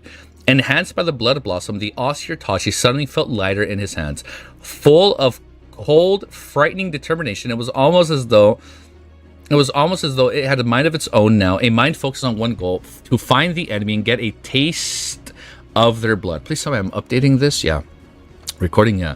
Finally, a moment later, Nephis attacked again, her beautiful face cold and indifferent like an alabaster mask.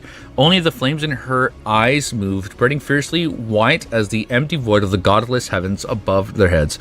Sunny gritted his teeth and moved to meet her. Their blades clashed once again. Just like before, he was shaken by the force of the impact, only now he had managed to intercept her strike of a fraction of a second later. It was as though the midnight shard was even ever so slightly pulling his hand, making a move with a bit more speed, aimed a little better, whistled the pressure of the strikes with a subtly less strain. In the next few seconds, the change had become more apparent. Give me 1 second. I think I'm gonna let Ellie into the room. One sec. Oh, fuck, I'm so mad. 30 seconds.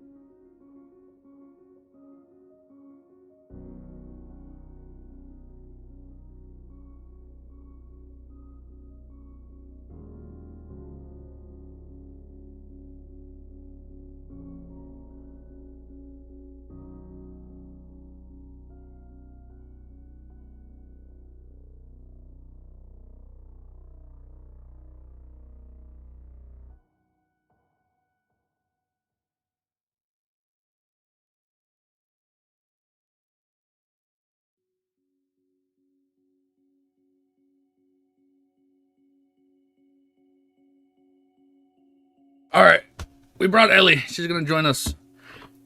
Ugh. Ellie, sit. She was barking a lot, so I was like, I'll just leave it in here.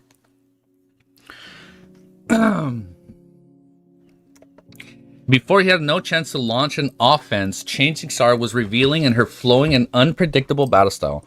Her every movement oppressive and unpredictable, the unperiodically alone made him wary of committing to an attack. Of course, Sunny was using the same style, but even though he had mastered it to an admirable degree, his technique was by no means equal to that of Changing Star. What was worse, she knew it far better than him, so his moves could potentially be predicted with terrifying ease. The only reason why Sunny was still on his feet was because of the elements of the Saint's Ground style that he had incorporated into his own. Measured and precise, but also capable of explosive counterattacks, it allowed him to both defend against Nephis' ruthless assaults and restrain her to a certain degree, using the threat of a sudden reversal to keep her from going all out. More importantly, she was less familiar with that style, which allowed him to diminish the predictability of his movements. And now, with the help of the Blood Blossom, Sunny was able to resist Nephis more effectively, even if it was just by a tiny amount. But the measure of that difference didn't really matter, because the longer the fight went and the more she bled, the stronger he would become. I've never seen that emo. Oh, it's a rock. It wasn't long before he finally managed to land a hit, the tip of his sword scratching against one of her gauntlets. This is just a begin, ... However, this thought was instantly interrupted. Ellie, come here. What? Nephis suddenly changed her behavior. Perhaps she had sensed a shift in the dynamic between the two of them. Or perhaps she was just desperate to end this fight before her powers ran dry and her terrible wounds finally caught up to her. Or maybe... Fucking Ellie, dude. She is such an attention seeker. Or maybe there was some other reason, one that Sunny failed to account for. But regardless of it, Nephis suddenly abandoned her previous calculated attack pattern and instead descended on him in a rain of deadly steel. Her defense crumbled, and leaving her with her open to retaliation. Caught by surprise, Sunny barely had time to shift his stance and block. The Midnight Shard was thrown down by a violent blow, pressing against his shoulder. The silver longsword slid across its length and scratched against the guard of the Tachi, more centimeters away from Sunny's throat. For a few heartbeats, the two of them struggled desperately, trying to overpower the enemy. Dude, Ellie's heartbroken that they're fighting, dude. Even Ellie's sad that they're fighting. She's like, no, don't do it. Their bodies were so close that Sunny could feel Neff's breast on his cheek, as well as the heart radiating from her skin. No, the heat radiating from her skin. Damn it, she was just stronger, so much stronger. Oh my god, Ellie. Give me one more minute, guys. Ellie, what are we doing? Stop. What? No. It's break time. Let's take a little break. We can play after. Come here. Oh my god, you cute ass little dog. You're just... Oh my god, she's rolling over. Oh my goodness. Why are you just rolling over? Can you guys see her roll over? Look at her. Look, she's like... Come here. Come here. Look, she just rolls over. Come here. Come here. Look at her. Come right here. Come right here. What are you doing? Why are you acting like that? Come here. No. We can play after. We can play after. I'm almost done. You needy, spoiled dog. Oh my goodness, this dog. Sorry, my dog's a little needy. Let's see if we can do it like this.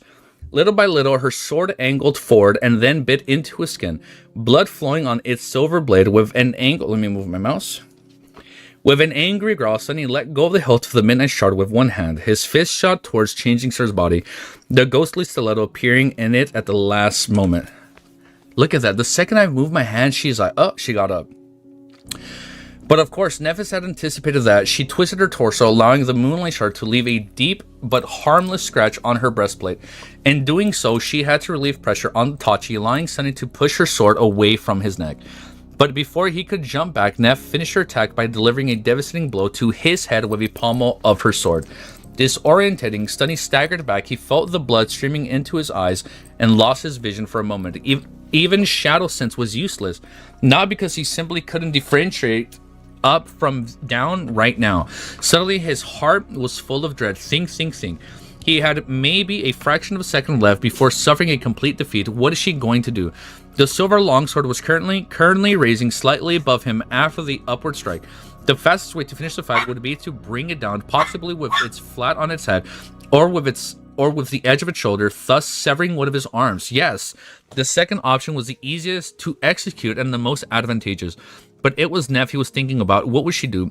Faced with the choice of protecting his head or his shoulders, Sunny instinctively threw the midnight shard up to block the vertical blow aimed at his skull. His body moved on its own, following the memory of countless hours of training. Thanks to that, he was able to perform the block even in a stunned state. His judgment was correct. The Tachi collided against the changing star sword that was thrown aside, but thanks to that, the strike missed his head completely. Instead, it fell on the clavicle and bit deep into his flesh, scraping against the bone. And so it actually made contact inside him. Sunny's world exploded with pain, but instead of letting it overpower him, he leaned forward and caught Nephis' hand in a trap, entangling it with his own. Then he drove the midnight shard forward and felt it pierce soft flesh. Nephis shrieked, her voice full of agony and shock. Then she pushed him away. Sunny fell to the ground. Damn, this hurts. Regaining some semblance of control over his mind, he raised a hand and wiped the blood away from his eyes. Then he rose to his knees and looked down in the direction where Nev had been. She was standing a few meters away, leaning on her sword for support. There was a deep gash in her abdomen, just below the lower edge. Ellie, why are you crying? I think I'll let her out again. Oh, Ellie, not yet. No. Not yet. Wait. You gotta wait.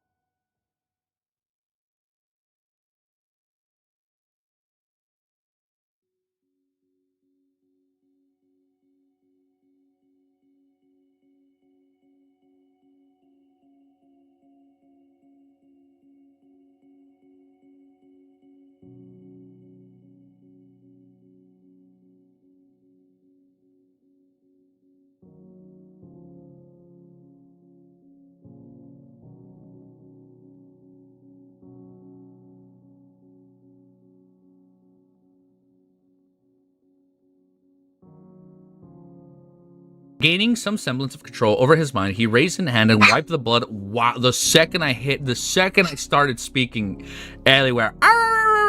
The second I started, unmute. Thank you. Sorry. Regaining some semblance of control over his mind, he raised his hand and wiped the blood. Oh my, Ellie. She is so needy, bro. She's like, it's time to go out and play. I was like, I want to go with her. It's like, no, stay here for a bit. Oh my goodness.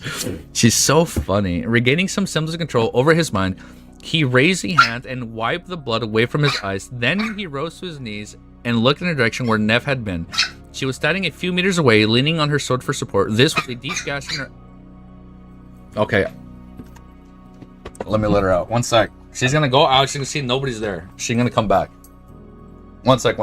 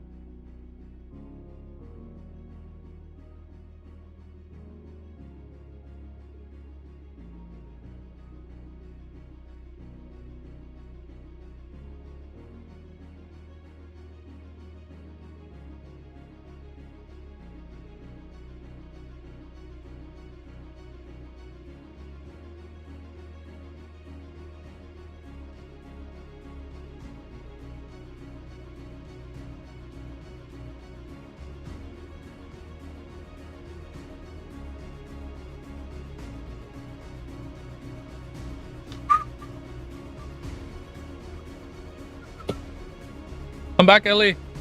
She's like, she's gone and she's going crazy and running up and down right now. It's so funny. Ellie, come on. Come hang out with me, man. It's okay. She'll be back later. She went out for a bit. All right. Abdomen. Her abdomen, right? Just below the lower edge of the fractured breastplate of the Starlight Legion armor and a grimace of pain on her face. Blood was flowing from the wound he had caused to her like a crimson stream. Their eyes met for a moment, then Sunny lowered his gaze at the austere Tachi that lay on the floor between them. In all the mayhem, he had lost his sword. Both of them froze for a second, then ignoring the terrible pain pulsating in the wounded shoulder, Sunny lunged forward and grabbed the hilt of the Midnight Shard. At the same time, Changing Star rushed forward, raising her sword. However, neither of them got a chance to deliver a strike, because right at that moment, the Crimson Spire shuddered once again, this time much more terribly than before. And a deafening thunder of breaking stone, the floor beneath their feet suddenly shattered and collapsed into the darkness, pulling them down with it. So as they're going for the clash, wow, that is good. Free fall. No way they're going to fight as they're falling.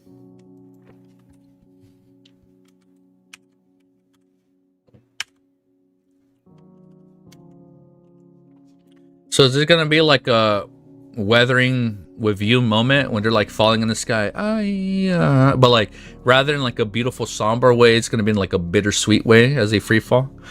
Sunny felt down in a rain of broken stone. The floor beneath his feet suddenly crumbled like shattering glass. The Crimson Spire shredded and moaned like a giant creature convulsing in the throes of death. The light of the artificial sun grew dim and weak, causing another tremor to run through the ancient tower, white cracks appearing on the granite walls. Sunny had banished the darkness that devoured the Forgotten Shore every night, and Nev had killed the vessel of the sun and rose above it every day. Together they had brought its destruction to the cursed land. Today was the end of days for the Forgotten Shore, one that the two of them had ushered in, and of them that was going to have to endure the fallout of the cataclysmic change. Surrounding by a rain of falling shards of stone, Changing Shard twisted and somehow managed to aim her sword in Sunny's direction. Even more miraculously, he managed to intercept it with his own. Both of them were thrown away from each other. The transparent wings weaved themselves behind their backs. For a couple of seconds, Sunny felt his body plunge down into the darkness. Then finally, the dark wing fully manifested and turned into a blur, supporting his weight. Dodging a massive slab of granite that threatened to crush him, Sunny used it as he stepped and propelled himself through the air. The Midnight Shard flashed, aiming at Changing Star's wing, but blocked by the blade of the silver longsword. As the debris fell down, two human figures collided against each other and spun into the air. With nothing to serve as support, the only chance they had to exert any force was to use their body of the enemy as one. Their bodies entangled, almost as if they were lovers. But in reality, of course, the purpose of this intimate closeness was not love, it was violence. Update chapter. Thank you. I almost forgot. This is so fucking sad, dude. It was violence. Grabbing Nephis with one hand and using her legs to trap hers, Sunny twisted his torso and delivered a devastating blow with his forehead, feeling the brittle bones of her nose shatter under his strike, but at the same time her armored fist crashed into his side. Aimed cruelly at the half-closed wound left behind by Caster, Sunny screamed. In the next second, her other fist slammed into his face. Augmented by the weight of the silver sword, the blow caused Sunny to lose himself for a short moment. When he came to his senses, the first thing he saw was a massive slab of granite falling on the floor from the above. Feeling blood stream down his face and from the newly opened wounds on his side, Sunny bent his knees and then he used Nephis's body to push himself away. The two of them flew into opposite directions, narrowly avoiding being crushed by the enormous piece of stone. Ellie, come on. Come hang out with us. Come here. Gliding with the help of their enchanted cloaks, Sunny and Nephis circled around each other, moving down a wide spiral. Both were too preoccupied with dodging the falling pieces of the stone to launch another attack, even if they wished to. Around them, the Crimson Spire was quaking and convulsing, more and more cracks appearing on its walls, whole layers of stone separating from them and plunging down. It felt as though the ancient structure would not be able to hold out for much longer. Above them, the dying sun was growing weaker with each minute. And down below, the ruins surrounding the perfect circle of the gateway were shimmering in the darkness, their light slowly becoming unstable. Concentrating at the distant balcony, Sunny hesitated for a moment, then threw a glance at Nephis. Then he dismissed the dark wing and plunged down, abandoning the safety of the flight. Instead, he chose to fall. With air whistling in the ears, Sunny plummeted through the darkness, approaching the vast balcony with terrible speed. Deadly speed. He had to calculate everything perfectly. When the gateway was close enough to discern people, separate runes shining in a circle around it, he summoned the enchanted cloak again. As the memory began to weave itself into existence, Sunny continued to fall, the stone balcony growing closer and closer. A second later, was already close enough to see the shapes of the dead coral golems in the darkness. A second more, and the bestial fear took hold of his heart. He was about to die, to splatter to the ground like a crushing bug. Almost at the last moment, the dark wing finally came into existence. Immediately, Sunny activated the enchantment and tried to turn his vertical fall into a horizontal glide. As inertia pulled him down with dreadful speed, he cut a smooth arc in the air and hit the stone surface of the balcony, turning the violent impact into a roll. Then, without losing even a moment, he jumped to his feet and ran towards the gateway. Consumed by pain, Sunny limped over and shimmered the runes and entered the ring. Almost immediately, a strange feeling overtook him. It was like a strange and indescribable feeling you get a few seconds before realizing that reality surrounding you is just a dream and you are about to wake up. The light of the runes grew stronger. Simultaneously, Sunny's own body began to glow, emanating the same ethereal light. Before the glow had a chance to become bright, though, a shadow fell from above and a deadly rustle of sharp steel. No. Sunny threw his hands up, deflecting the blow of Changing Star's silver sword. Nephis descended upon him like an avenging angel, the piercing white flames burning in her eyes with a frightening intensity. As soon as her feet touched the stone inside the iron ring, the shimmering runes blinked and disappeared. Both conduits were cut off from the crimson spire, thus breaking the flow of soul energy. Without it, the gateway could not function. Only if one of them was thrown outside will the ruins ignite once again. So whoever goes outside first, right? Sunny gritted his teeth and thrust his sword forward, hoping to get Nephis before she had time to regain her balance. But she was too short, too cunning. Before he could even get close to piercing her flesh, Changing Star was already moving, trapping her blade under her own and throwing it aside. Sunny rammed it into her, throwing all of his weight into one devastating blow. At the same time, he felt cold steel brushing against his ribs, causing more blood to stream down. The two of them collided with frightening force and fell out of the iron ring of the gateway, rolling down the steps of the dais. As the first of them crossed the circles of the ruins, they shimmered and shined once again. Sunny felt off the cold stones and remained lying there, consumed by pain and exhaustion. A low, tortured moan escaped from his lips. Something was broken inside of him. He felt weak and cold. He didn't want to stand up. I'm not done yet. I'm not. I can't, man. This is so fucking mean, dude. Like, why? Like, why, dude? Why would you write this, dude? This is heartbreaking. 01. Chapter 348. 3 more chapters, man. I didn't want to look at artwork today. I'm so mad. I feel like we should save artwork for Monday.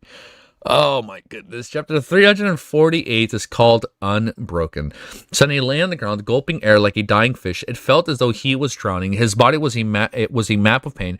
He couldn't ever remember how many injuries he had received. There was a gash in the side of his left chest, caster's giant.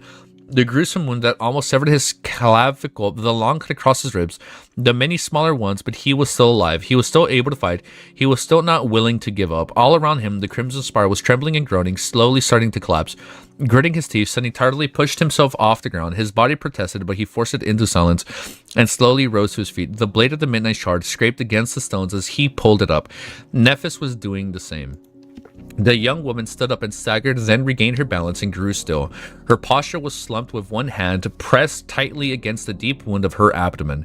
Changing Star looked weak and beaten. Her fearsome presence diminished. Her face was pale, bloodied and grim, contorted by a grimace of suffering. Only her eyes, which burned with dimming white flames, were still the same, striking cold and full of unshakable resolve. Both of them were washed in the ethereal light of the gateway. Looking at Neff through the light, Sunny slowly inhaled and said in a hoarse voice, "Let's finish this." She stared at him for a few moments, then grinned. Her teeth were painted with red by blood. At the next moment, Nephis raised her sword and dashed forward, sending a cloud of dust into the air with her feet. They clashed beneath the dais of the gateway, their sword whistling through the air like hungry fiends. The clangor of steel drowned the sound of breaking stone. resounding in the darkness of the Crimson Spire once again. Both Sunny and Nephis were gruesomely wounded, neither allowed their agony and pain to make them weaker. Instead, they fought with ruthless ferociousness, throwing everything they had left at the enemy, not holding anything back.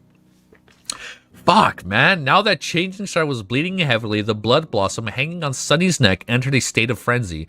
At times, it felt as though his sword moved on its own, helping him strike faster, harder, with deadlier precision. He had never been as powerful as he was now, and yet it was still not enough. Nephis was still too much for him to handle. She was still too strong, too fast, too overwhelming. She was more like a monster than a human, a demon of silver steel wreathed in pale white flames. Sunny managed to add several deep cuts to harrowing collection of injuries, but the damage he received in return was twice as terrible. His left arm was slowly growing numb, weakening his grip on the hilt of the Midnight Shard. His lungs were burning, and it was getting harder and harder to inhale. With each breath, a wet, disturbing sound fell from his lips. His eyes were burning too, his vision becoming blurry because of all the blood streaming into them. He had to rely on the shadow sense a lot to make up from the liberating affliction.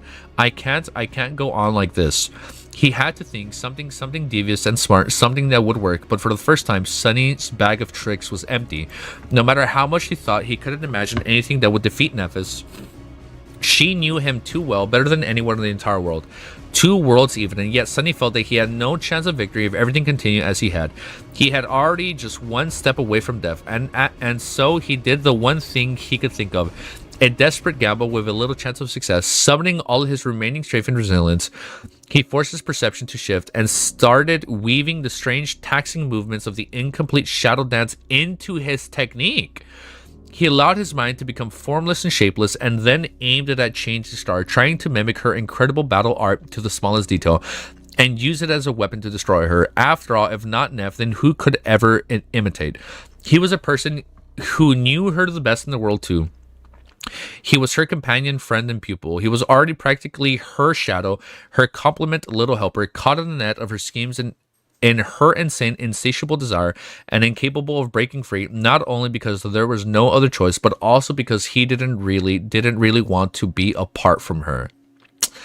He knew her following deadly battle style better than anyone except for Nephis herself.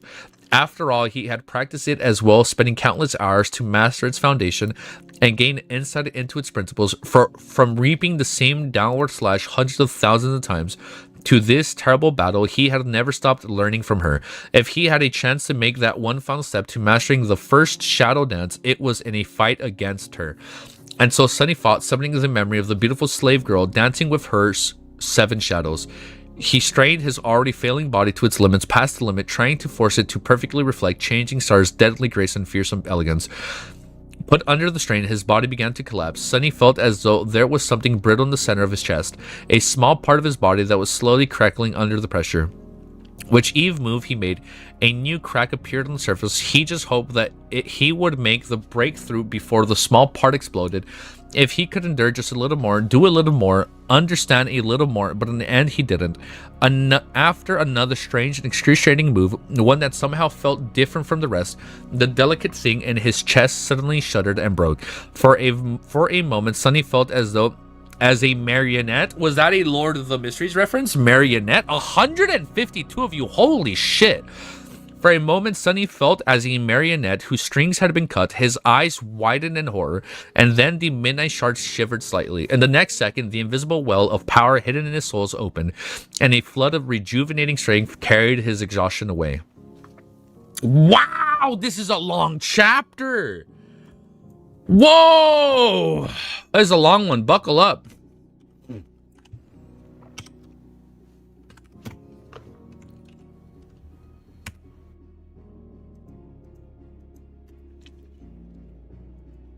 Wow, man.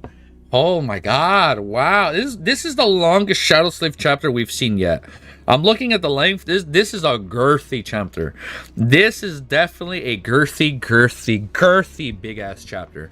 Chapter 349 is called Fate. When something in Sunny's chest shattered, the hidden enchantment of the Midnight Shard unbroken. Oh!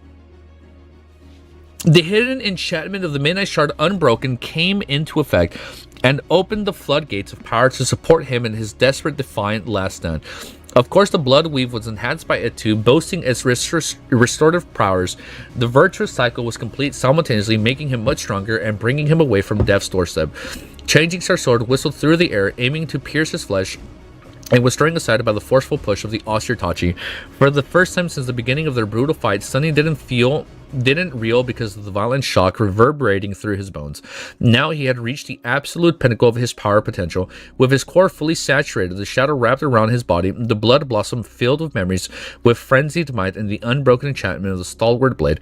Doing the same for his body, Sunny was as strong as he would ever be, becoming an awakened. Now he was finally able to match Nephis. Almost. Astonishingly incredible, irrationally, she was still stronger. How, damn it. Sunny moved and found blood seeping from the terrible wounds, although the gap in power between him and Changing Star had diminished significantly. It was still there, making him miss his attacks by a fraction of a second, be too late to block and deflect by a hair's breadth. I need to sneeze. He was still losing.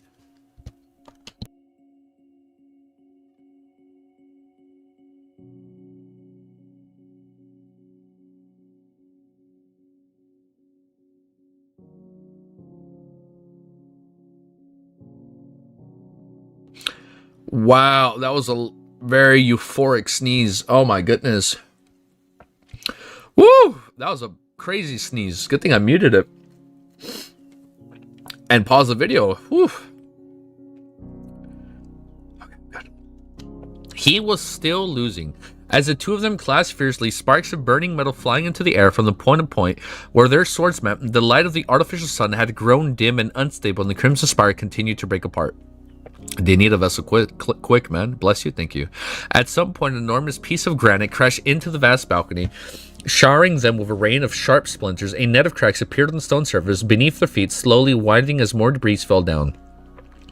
Both of them were thrown to the ground by the shockwave of the collision, but immediately got up, lunging at each other with dark, murderous determination. Sunny dodged the tip of the silver longsword and thrust his Tachi forward, leaving a deep cut on Nephis's forearm, slicing her muscles apart. At the same time, she made a step forward and slammed the pommel of her sword into his mauled clavicle, making Sunny's mind explode with pain. He heard someone scream, their voice hoarse and full of indescribable suffering, then realized a moment later that this bestial voice was his own.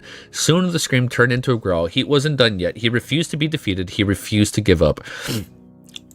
He still had a chance to win, because through all of this, Sunny had continued to push himself toward mastering the first step of the Shadow Dance. Just before something shattered in his chest, thus causing the Midnight Shard to open the well of the hidden power, he had sensed an approaching epiphany. It was already there at the precipice of his mind, but his body was not strong enough or not malleable enough to manifest it into reality. Or at least it had not been before receiving the boon of the unknown. Not everything changed. Sunny felt that he would be able to make a breakthrough with the help of the powerful enchantment. Every strike, every block, every step brought him closer to finally being able to complete the foundation of his elusive battle art. To bring his vision of its fruition, take a pained breath, he deflected another vicious attack, hesitated for a split second, and looked away from Neph. Instead of watching her body and her movements, he instead gazed at her shadow. The shadow shifted slightly, facing away from the glowing ring of the gateway. Its shadow hands moved, raising a shadow sword. The shadow sword fell, aiming to cut the shadow's enemy down. And suddenly, it felt as though a door opened in his mind. Everything suddenly fell into silence, everything connected. What was fragmented and obscured before now became clear and whole. It was complete. Before Nephis' sword could reach him, Sunny evaded it with a slight shift and raised the Midnight Shard. A moment later, he delivered an identical strike, forcing her to retreat like that. Changing Star was already attacking again, moving with speed and precision that seemed inhuman. Sunny mirrored her movements, and their blade collided in the air, causing a rain of sparks to fly down. His style changed slightly, growing more graceful, smooth, flowing deadly, just like hers. No, this is wrong. The point of Shadow Dance was not to mirror every movement to become a literal copy. It was to understand the very essence of the enemy style and turn it against them. Sunny scrawled and changed his grip of the Midnight Shard slightly, then attacked, manifesting the essence of Changing Star's technique into his own body. Suddenly, he was able to see her intentions with more clarity, understand the pattern of her steps better. He was able, holy shit, he is mastering the first one, right? The one of 7? He was able to perform every action she had performed, but also those that she had not used yet. After all, he was not a reflection, but a shadow. He wasn't replicating Changing Star's movement. Instead, he was replicating Changing Star herself. The very heart of her battle technique. Nephis's eyes widened when she felt the sudden change in his style. When they clashed again, Sunny seemed to be able to mirror her every move, throwing the flow of combat into a violent turmoil. His movements were sharper, faster, and filled with more meaningful intent. Her attacks slowed down for a few moments, then grew even more violent and ferocious. Only now, they seemed to be less measured and less controlled. It was as though she had lost her absolute grasp of the cadence of the battle, and now compensating for it with brute strength. Sunny suspected that the small advantage he had gained wasn't going to last long. Nephis was too smart and too gifted to allow this lack of understanding to persist. Soon she was going to see through the guided principle of his newly established style and adjust to resist it. Even he couldn't predict what was going to happen.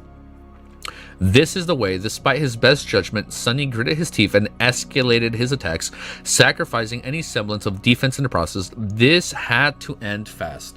At first, he was able to see Neff's intentions with a considerable measure of clarity, allowing him to react to her attacks slightly before she started to move. When possible, he mirrored the strikes to throw the flow of the battle into chaos. His own came with a tiny delay, lagging behind the enemy by a fraction of a second. Then they happened at the same time, and then miraculously his attacks started to come in advance of Changing Stars, and even the difference was barely perceptible. This was all Sunny needed, so just that little change is enough. In the terrible crescendo of their merciless duel, blood fell to the crackling stone of the gateway balcony like crimson rain. He dashed forward, turning his torso sideways to let the silver longsword miss his chest and rip through his bicep instead. Ugh! As blinding wave of pain flooded his mind, Sunny caught Nephis' arm with his own, and then twisting it, brought his fist on her elbow, shattering it. As pieces of bloodied bone tore through her skin, Nephis shrieked terribly and made an awkward move, trying to smash him in the head with the flat of her sword, but because it was now only held in one hand, the force of the speed of that strike were not as formidable as that at her previous attacks. Diving under the blade of the silver longsword, Sunny fell to one knee and pushed the midnight shard, throwing in a horizontal cut, its blade tearing through Nephis's abdomen and exiting in a flood of blood from her back. Pulled by the inertia of her attack, Nephis made a step forward and came to a sudden stop as the sword slid from her grip, and clattering to the cold stone, she swayed a little and then fell heavy to the ground. The radiance of her skin was slowly fading away. With his back to her, Sunny stared in the darkness, and after a few moments, he closed his eyes and sighed. Over. It's over? A second or two later, he stood up, turned around, and walked towards the broken figure of the young woman, who was still trying to reach for her sword, blood spilling from her mouth. As Sunny's shadow fell on Nephis, she gritted her teeth and spat. It's not over yet. I can. Oh my god. Ruthlessly throwing the silver longsword away with the tip of his boot, Sunny looked at her from above and said in a tireless, listless voice, "You can't. It's over, Neph." Then he looked away at the shining dais of the gateway. His face was hid in the shadows. You're done. He won. Looking at the shining gateway, Sunny tasted tasted that word. Why was it so bitter? Why? Oh my god! Why was it so painful? Why wasn't it sweet and joyous? God, fuck, man! What? This is such good writing. With a dark grimace, he glanced at Nephis and then turned away. What could? Oh, hold up! It's getting hard to read, man. I gotta put my glasses back on. My eyes are a little glassy, as some would say. It's kind of hard to read. What could he say to her that had any meaning? One of them was going to escape with the cell and the other was going to stay. One was victorious and the other was defeated. One of them was going to live and the other was going to die. Any words he could find would be empty, but not empty enough to express the hollow and sense in his heart. His feet trembled as he made the first step towards the gateway. To hell with this. Why does his heart have to feel so heavy? Why wasn't he celebrating? He deserved to be saved. He struggled and suffered. No way we're actually going to do a dupe and like he gives her up. He deserved to be saved. He struggled and suffered to get to come this far, enduring countless horrors that would have broken and destroyed anyone else. He bled and fought, clawing his way to this point, never allowing himself to rest or stop growing. He was the strongest. He was the last one standing, not the countless nightmare creatures of the Forgotten Shore, not Horus, that damned hunchback, not Gunlink, the mighty bright lord, not Castor, the strongest even amongst other legacies, not even Changing Star, the last daughter of the legendary immortal Flame Clan. No, it was him, a homeless kid from the outskirts with no place to call his own, someone whom no one had ever expected to survive, let alone thrive in the ruthless embrace of the nightmare spell, whom everyone considered to be below them, an inconsequential nobody with no chance of ever becoming anything else. Well, he showed them all, has he not? Gritting his teeth in anger, Sunny made another step. To hell with you. Behind him, Nephis had finally abandoned her hopeless attempts to reach her sword. As Sunny walked away, she slowly crawled a few steps to the arduous pushway and sat up, leaning on a piece of rubble, the light of the gateway reflecting in her eyes as she watched him go. Hunched, seemingly unable to move anymore, stepping over a wide crack in the stone was slowly approaching the shimmering circle of the ruins. Sunny came to the iron ring. Now only one step separating him from freedom. But no way he's going to do what I think he's going to do. But instead of making it, he suddenly froze, looking into the distance with grim expression on his face. A second passed by, then another. The crimson spire shuddered once again, sending more stones falling down. As the light of the artificial sun grew so dim that it was almost impossible to see, Sunny swayed a little, then turned and walked back to Nephis. Bro. Stopping above her, he lingered for a moment, then knelt so that their faces were on the same level. Oh my god. Is he gonna change places with her? Looking Neff right in the eye, Sunny raised his voice and clapped several times. Finally, he said in a terrible, furious voice, "Congratulations, you almost fooled me." Bro, no, what do you mean? End of the nightmare? Bro, damn, this chapter is even longer, dude. What the fuck? Oh, man. This is the longest chapter. Ooh, goddamn, bro. I gotta go use the bathroom. We're gonna quickly glance on the artwork and talk about it, but dude, I think tomorrow we'll look at artwork later at night, just because I do have to head out. But fuck, man, this is good. 163 of you. That's insane, man. That's fucking insane. I'm trying not to cry. I've cried so much reading Lord of the Mysteries that I'm trying to force myself to not cry anymore. But it just kind of comes out sometimes. I want people to be like, "Oh, what a little bitch, she's crying," you know? Oh my god, let's fucking go. This is the longest chapter in all of Shadow Slave so far. I guess it makes sense. Don't look now. I won't look at chat. Don't hold up. Chapter 350 is called End of the Nightmare. Nephis stared at him tiredly, straining to understand his words. The radiance was gone from beneath her skin, and instead of it, white flames had once again appeared, licking weakly at her words. However, their power was almost gone. Instead of healing, all they could do now was stem the bleeding and prevent Changing Star from dying right there and then. A few seconds later, she opened her mouth, letting blood flow over her lips and said in a low, barely audible voice, "What are you talking about?" Sunny snarled, "Drop the act. Your performance was indeed masterful, but don't forget who taught you how to lie in the first place. Did you really think that you would be able to deceive me?" She was silent for a few moments and then whispered, "I don't understand." He looked at her and asked, his voice shaking with anger, "Why didn't she do it? Did she hold back?" Nephis blinked and drew in a shaky breath, but didn't say anything, looking at him. With pain and confusion, realizing that she wasn't going to answer, Sunny spat, "Why did you throw the fight?" She lingered for a moment and then said quietly, "I didn't." A bitter smile appeared on Sunny's lips. Shaking his head, he said, "You almost made it work, you know. I almost bought it, but after all of it was done and I could think clearly, some things really didn't add up. They didn't make any sense. No matter how I looked at it, something felt wrong." The spire swayed, drowning their voice in the sound of a breaking stone. Not paying it any attention, Sunny continued, "First, I know for a fact that you are somehow able to support two augmentations at the same time. You did so while fighting Gunlink, one to enhance your sword, the other to enhance your body. I rarely forget things, so how could I not remember this? Once you were heavily injured, you summoned back the flames from the sword and were able to simultaneously strengthen yourself and heal those wounds, and yet you only used one when fighting me. Funny, isn't it?" Nephis stared at him, not saying anything. Then she uttered, "My powers were exhausted." Sunny spat, "I would have believed that maybe, if not for your other mistakes. Back at the top of the spire, you had an opportunity to cut off my arm." ending the fight right then and there. Then, to the best course of action, the swiftest and most effective attack you could have performed, but instead you chose a less advantageous method and went for my head, striking the flat of the blade. Oh, she purposely did that? A grim expression appeared on his face. Someone else might have made that chance, but not you. Not changing, started the sword, saying, the only reason for you to pass on that golden opportunity is that you never really wanted to win, didn't you? He looked up in grimaced pain, assaulting his mind like a furious sea.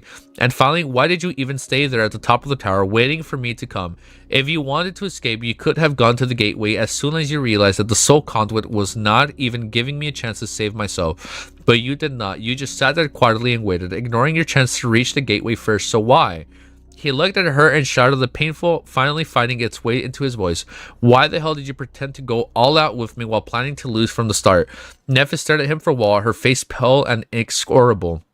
And then she sighed and looked away. After a moment, she said quietly, Maybe it is because I am far away from home too. Sunny stared at her for a couple of moments and then snared, What the hell is that supposed to mean?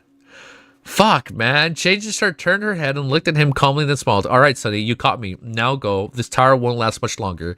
As she said that, the white flames falling from her wounds suddenly flashed, growing stronger and brighter. Her injury started to heal once again. Not as fast as in the past, but still with considerable speed. Her eyes shined with fearsome radiance. He gritted his teeth. Like hell I will. Not before you give me an answer. Nephis shrugged tiredly, then looked him in the eyes. What is it that you want to know? Sunny clenched his fist. Why even fight me if you wanted to let me win all along? She sighed and stared at her with burning intensity. Neff said, Isn't it obvious? Because if I didn't, you wouldn't go. Turning away, she lingered for a moment and then continued, People are either cruel or kind, but not you. You can be both depending on the situation, either ruthless or compassionate, either cruel or kind. So that's why I did it. I created a situation that would allow you to be ruthless and cruel, to leave me behind without showing any mercy. Sunny stared at her, his fist trembling. But why? Why did you doom yourself to save me? What happened to your goddamn goal? Didn't you... Oh my god. Didn't you tell me that you will sacrifice anyone to achieve it? Nephis looked at him and smiled bitterly. Why are you the only one who is allowing to... Oh my god. I can't fucking read, man. Oh. God, man. I'm fucking mad. Why are you the only one who is allowed to grow and change? Can't I change too, Sunny? She turned away and said tardily, her voice full of invisible but crushed weight. Yes, I did say such a thing, but saying and doing are two different things. Sunny, once it all started, once all those people were dying because of... Oh my god, man. Once all those people were dying because of what I have done, once I suffered defeat after defeat, it was more difficult than I could ever imagine. It was distasteful. He shook his head in shock. So that's it. You just gave up. After all that crap, you just decided that it was too much for you? Changing Star remained quiet for a bit, then slowly shook her head. You don't really understand me at all, do you, Sunny? Facing him, she grimaced. Give up? No, I didn't give up. I didn't abandon my goal. I just realized that I was not ambitious enough. As white flames grew bright in her eyes, Nephis said, I am going to destroy the spell and all of those who stand in my way. I will accomplish everything that I want, but I will do it in the way that I want. I will do it in the way that suits my desire, without compromising anything, without sacrificing my sense of right and wrong. Illuminating by white radiance, her pale, bloodied face seemed like a face of a demon. Fuck, man. Manipulating all those, causing their deaths. I wouldn't do it again. I would kill more if I needed to, because it was fair and right. I gave them the chance to save themselves or die fighting against the spell. There is no better way. For a moment, her eyes were aflame with passion. However, then her expression suddenly changed. Looking down, Nephis added in a quiet voice, but abandoning you... She ended up caring for him after all this time, man. But abandoning you here would be vile and wrong. It would leave a bad taste in my mouth, just like leaving a helpless blind girl to die alone would. I wouldn't do it. If I do, I would be no better than those I want to destroy. What's the point of reaching my goal if in the process I became the same as those whom I hate? She pierced him with a burning gaze and said, No, Sunny, my goal hasn't changed. It's just that reaching by using a wrong path. It is worse than not reaching it at all. But why do you care anyways? Don't you think that it is insane? Don't you think that I am a despicable and vile? So go. Why are you hesitating? Sunny stared at her, a deep... Fuck, man, this is so good.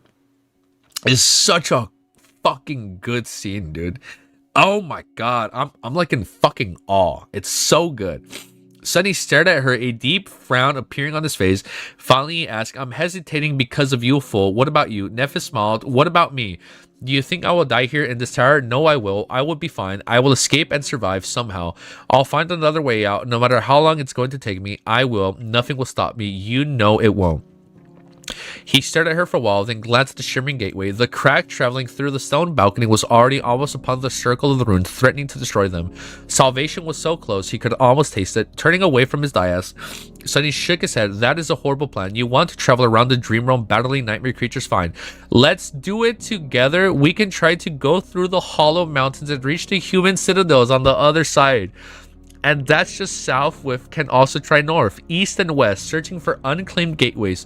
Two of us will have a better chance to survive. Bro, they can do so much better they're together.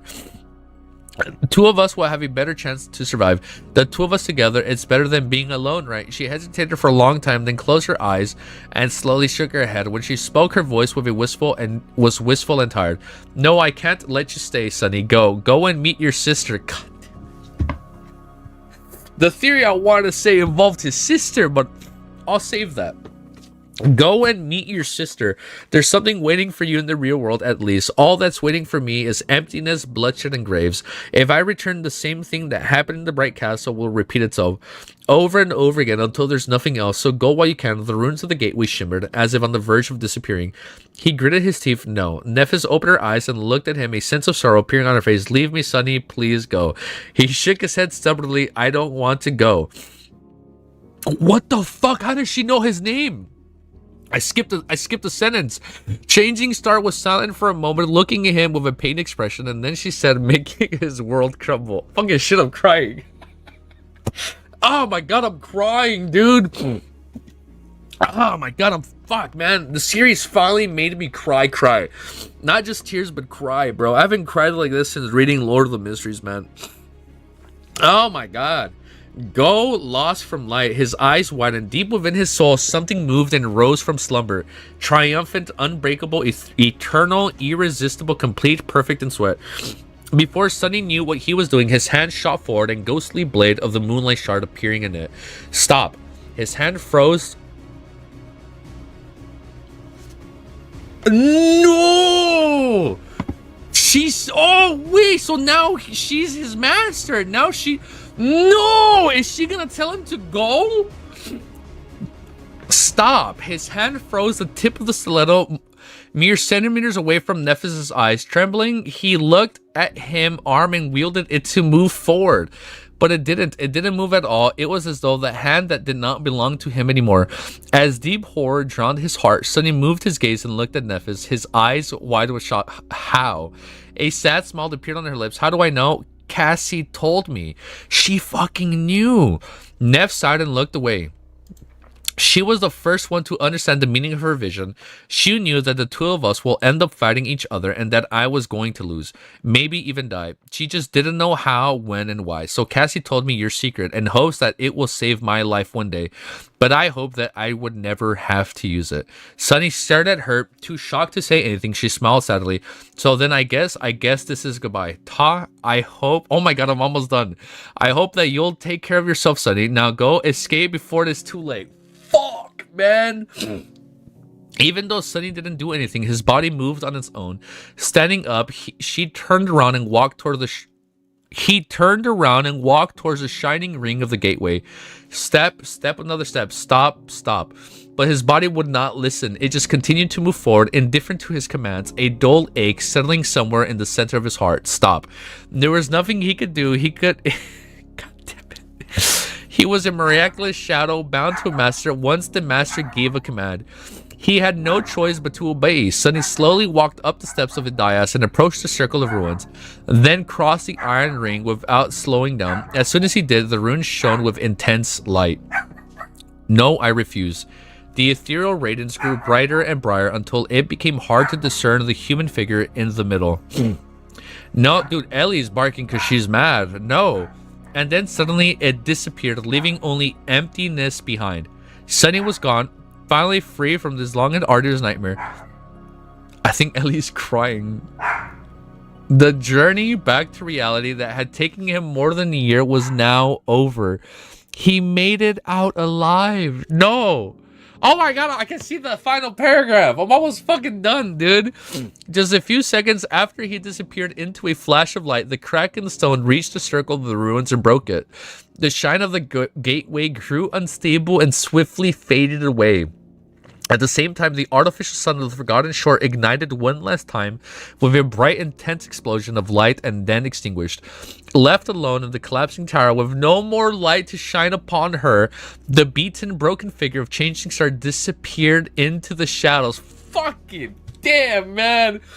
End of Volume 2, Demon of Change. Oh my god, I don't even want to look at what the fuck is the next chapter, Volume 3, bro. I am so mad, bro. I am so fucking upset. I'm so fucking upset, dude. What the fuck? Oh my god, why? Oh my god, why? Why would he do that, bro? Why? What the fuck?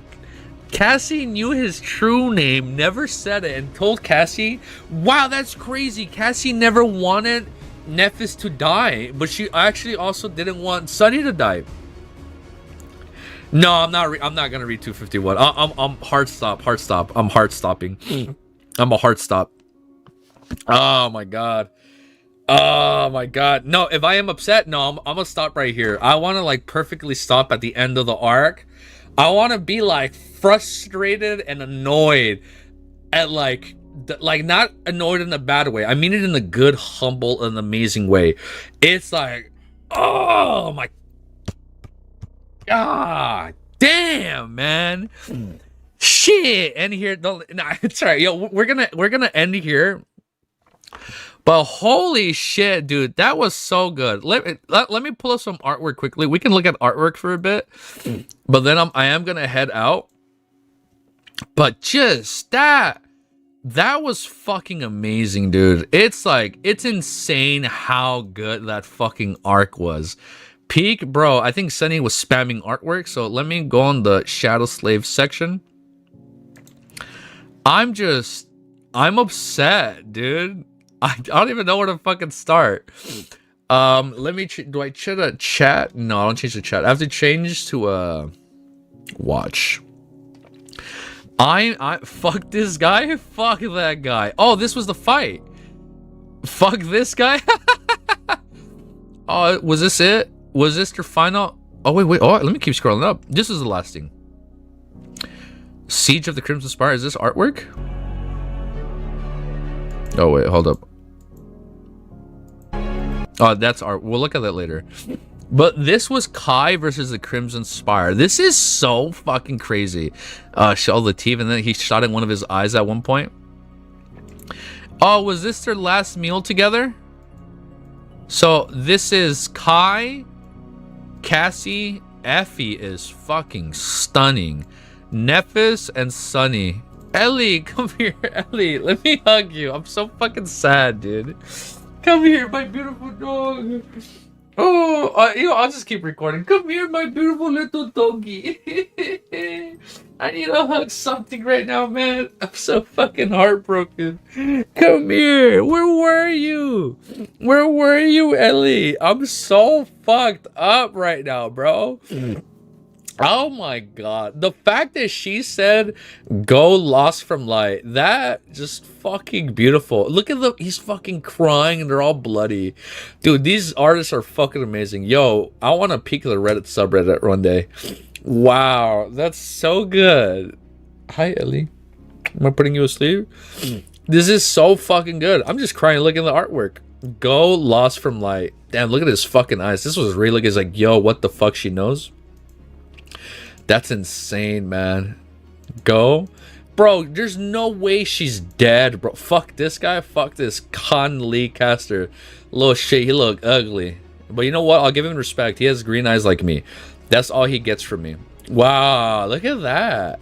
That's insane. That was a doorway to where Nephis was? Oh, this is him wearing Weaver's mask when he was fighting Caster. What a... Oh, is this him holding the little lantern that he had to break? Sunny waiting for Caster. Damn, dude, it's crazy. We've come such a long way. I'm just, what the fuck is this face? Is this supposed to be Caster? Is this Caster just waiting for the right moment to attack?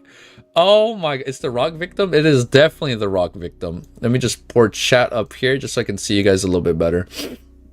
I'm telling you, I'm just shocked. I'm in like utter awe at how fucking good this volume was. Dude, Effie is just so stunning, bro. She's like a Greek Athena, mocked by an ordinary rock. So Effie, one of my favorite characters ever already. Kai is one of my favorite handsome characters. Sunny is my favorite character called Lost from Height. Cassie, I respect Cassie's decision. Like, she didn't want neither of them to die. But now I'm like, maybe she's a little bit resentful towards Sunny now, bro, for the decisions they had to make right here. It's like, I'm so lost, bro. I'm so conflicted. Neff is about to crash out on Sunny. Oh, is this the Rize? Okay, I see the Rize parody. Okay, I saw the Chainsaw Man movie, one of the best. Oh my god. Oh my god. This is gorgeous. This is beautiful. I love it. God, man. I'm so impressed by this fucking arc. This is, damn, people are so fucking talented. Sunny X Horus? Probably not. Life is not a story. It only ends when you die. So are you ready to die? Damn, this is fucking cool. What a good moment. Is this it? Was this the last? Okay, there's a little bit more. Ignore Moose has goated artwork. That was this person, right? I gotta be careful. I gotta be careful then looking at artwork. Wow, man. It's like, I can't believe that's how it ended. Should this be our thumbnail? Is this subtle enough to it doesn't give away what's going on, but we're just like looking at her? I need an anime, bro. I am so ready for the webcomic.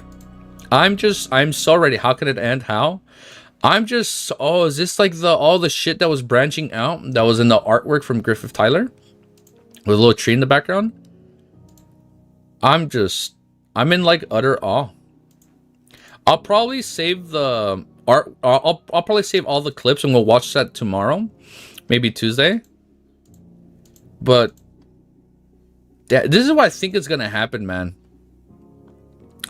Oh, is this her being like his master now? Because she said lost from light. God, man, this is, she has to be alive. What the fuck? Due to popular demand, rock. Oh, is there a Guilty 3 Discord? Guilty Guild? Don't mess with him. Is this the Rock? Yo, Rock, bro. I was about to say, this Rock is wearing his Air Forces and the black cap. Like, bro, he's ready to go all crazy, bro.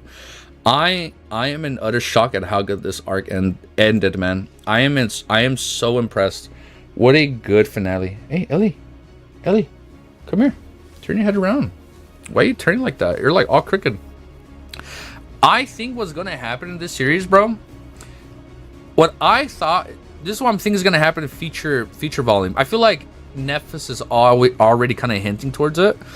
I feel like there's gonna be a point where, yeah, Sunny tries to reunite with his sister, but I don't think it's going to be under good circumstances. Are you guys ready? I think what's going to happen is the nightmare spell is probably going to pull her in. I think that's what's going to happen. And then, like, Sunny has to protect his sister in the dream realm, just like with Cassie. But it's like Cassie will already be stronger, maybe like at Nephis's level, so she'd be able to protect her. Now you see why your friend don't start reading. Yeah, I see why he fucking kept reading, bro. He read this shit in like a few days, bro. In like 3 days, he was at chapter 650. That's my theory. My theory is eventually Sunny's sister is gonna get pulled into the series, and she will be kind of like the new Cassie of the arc, where like she's like the weak and vulnerable one that has to get strong and level up. And then Cassie will be the new Nephis protecting her. But other than that, I don't know. The other thing I'm gonna say is I don't think she's gonna die, bro. I think she lives. Like, I don't know if Guilty 3, it's like Guilty 3 kind of set up this whole thing with like a master from the beginning. So like I feel like it has to go on a little bit longer. I don't think it's like the whole threat of him having a master and he has to do what they say ends at chapter 230, 250. We're almost at like chapter 3000. I think eventually she's gonna come back, right? But it's like, oh my god, I'm gonna call it. I think this is her. I think Sunny. I think Nephis is Sunny's like fated loved one to be, right? Like, who better than to be the one you fall in love with than the one that found out who you were, lost from light, let you live. Like, it's gonna be like some Lord of the Rings shit. You know how like Frodo Baggins and Sam had to carry that fucking ring across Mordor while fucking everybody else is doing their whole shit, bro, against Sauron's forces. I think a little journey is gonna happen like that with Nephis. I don't know if Guilty 3 has read Lord of the Rings, but I can see some crazy shit like that where Nephis becomes like the Frodo Baggins of the series, and like she has to go on her own journey through Mordor, i.e. the Dream Realm, find her way out at a different portal, and maybe run into them again in like 1,000+ chapters or so. Because I'm being real, man. I'll be so fucking mad if she is dead after this, especially after she's like his master. I think it'd be very poetic for them to be like destined to fall in love, even though she's like his master, but she would never use that against him and like order him what to do, right? But I don't know. You enjoy the streams, man? I enjoyed chat today. Hold up, let me send out the last 5 gifted memberships I can do. Let's send the last 5 right now. This was an amazing day. Here, we're gonna send out the watch the short, search, find, order, lost from light. I'll look it up right now. We're gonna send the last 5 gifted subs, and people that already had subs got it. All right, so the 5 people that got it were already subs. So I think your sub gets extended by a month for free, right? I think that's how it works. Oh my god, I kind of want to save the shorts because I do need to head out. So what about a week break? You're gonna get mad at me. I think it's still gonna be a week. Cause look, so, oh my god, I'm fucking happy. Look, I need to start packing my weekend backpack luggage, cause I'm out Saturday, Sunday. Me and the missus have come to agreement to try and run 3 miles, like on Mondays and Wednesdays. So I don't know if we're gonna be doing the 3 miles tomorrow, but if we do, I'm not able to do it. I might just be able to do a short stream where we go through some AMVs and talk about it. But I don't know. You gotta let it simmer. Yeah, I kind of want to sit on it for a bit. Like, the best thing I could probably do is start it Thursday if I'm done packing, right? Because Friday I'll be getting ready, like last minute preps or whatever at night before I go to bed, and then Saturday and Sunday I'll be out.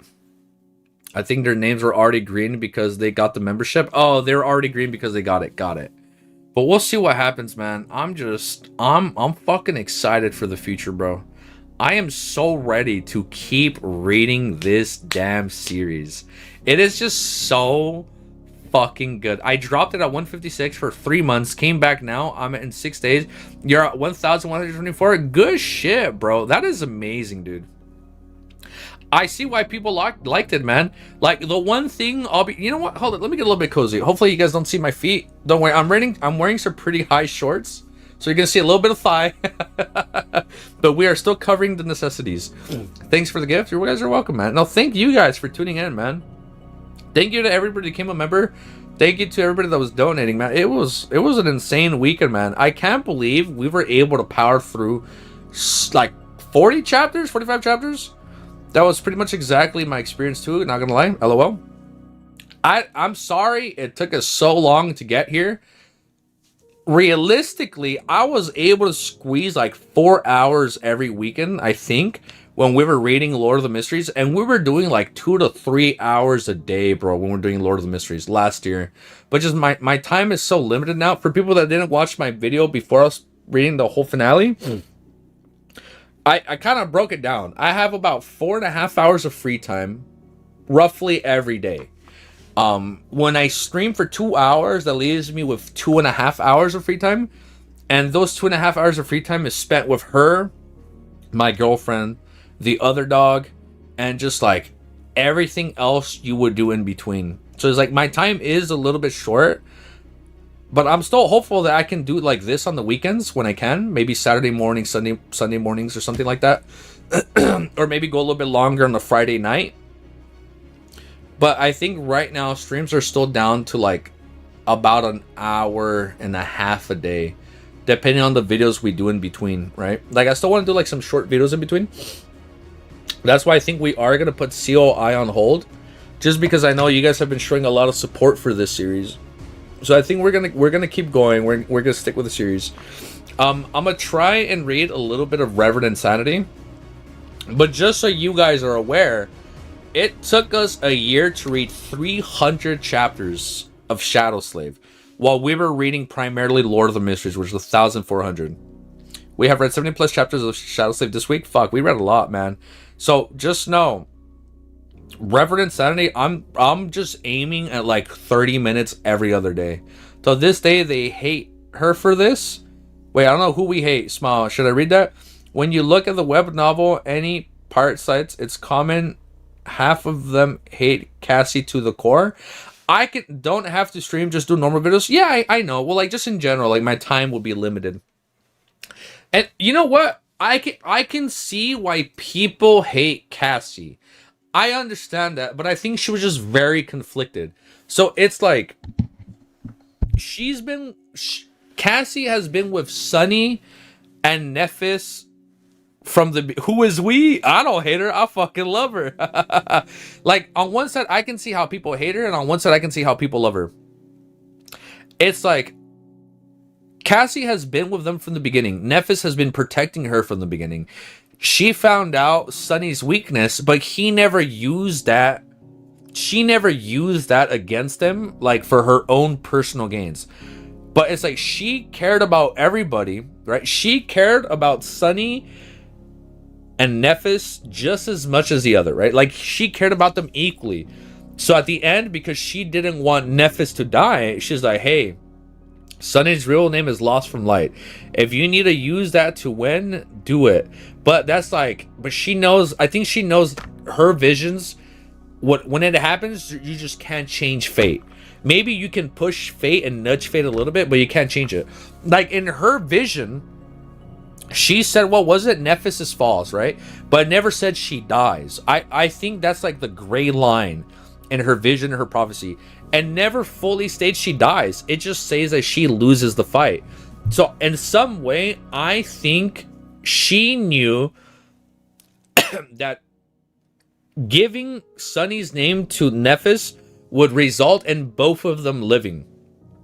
Just like she knew Sunny was going to end up 3 months alone in the dark city, in the outskirts, hunting and fucking fighting for his life by himself, almost dying.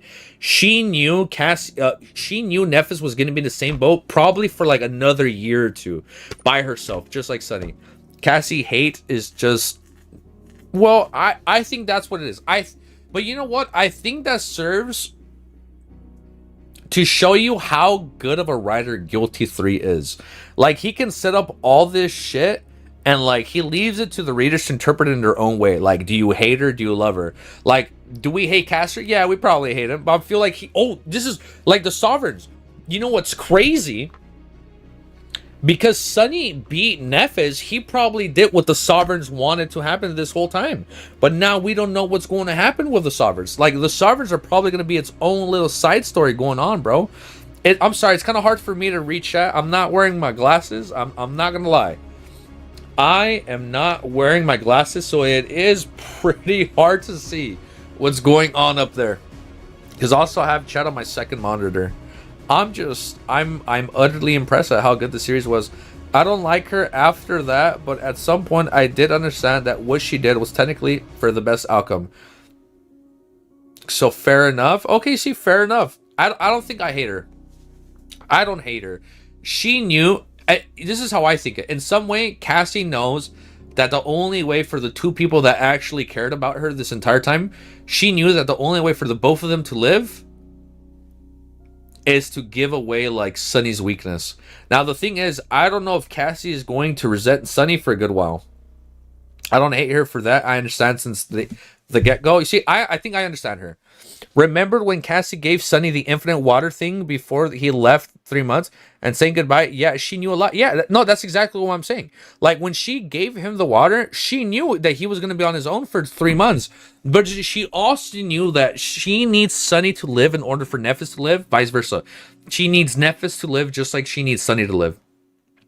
The funny thing is, Cassie told Nephis his true name to save Nephis, but Nephis used it to save Sunny, and Cassie didn't even get what she wanted. Yeah, oh my god. I mean, we'll have to see. Nephis did say that she gave it to me in order to save me. But maybe that's why she did it, right? Maybe she said it in that way because she knew that that's like the only way she'd use it. I feel like all these characters are playing chess, man. Not checkers. I feel like in some way they're playing chess. Like she knows what to say and do with her visions in order for like things to kind of like happen and like go for the best outcome. And my dog fell asleep in my arms. I think her eyes are closed. But I think she had said sorry to him on the boat when they fled the tree. I know. She said I'm sorry at that point, and she also said, wait, no, I don't remember that. She said I'm sorry on the boat, and then she also said, I'll see you soon or good luck when she gave her the water. I'll tell you this. I'm excited to reread the physical book this year when it comes out, man. I am ready to pay so much attention to whatever Cassie does and says. It's like, or like whatever she doesn't say. Like I am ready to read every single fucking reaction of her to see just how like hard it is for her, you know? But I'm gonna let you guys go, man. You guys have a beautiful, amazing day. It is really hard to know the future. Such a burden for a small girl. Yeah, that's what I'm saying, man. It's like a part of me, I can't even blame her. She's just probably doing what she thinks is best, right? Like for herself and for her friends. But that being said, bro, my smartwatch says it is 3 o'clock. My dog woke up and it is time. Oh, she's going to react. It is time to go. Oh, she does not care. She's already going back to bed.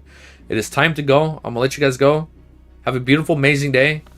And if I don't see you guys on Thursday for more Shadow Slave, I will see you guys Monday for more Shadow Slave. So either we're back in like 4 or 5 days, or we're back in like 8 days. So we'll see what happens. Peace. Have a beautiful, amazing day. And as always, your nightmare is finally over. Peace. And I am sorry the music is too loud. I don't have earbuds, so I can't tell how the music is going. Later, guys.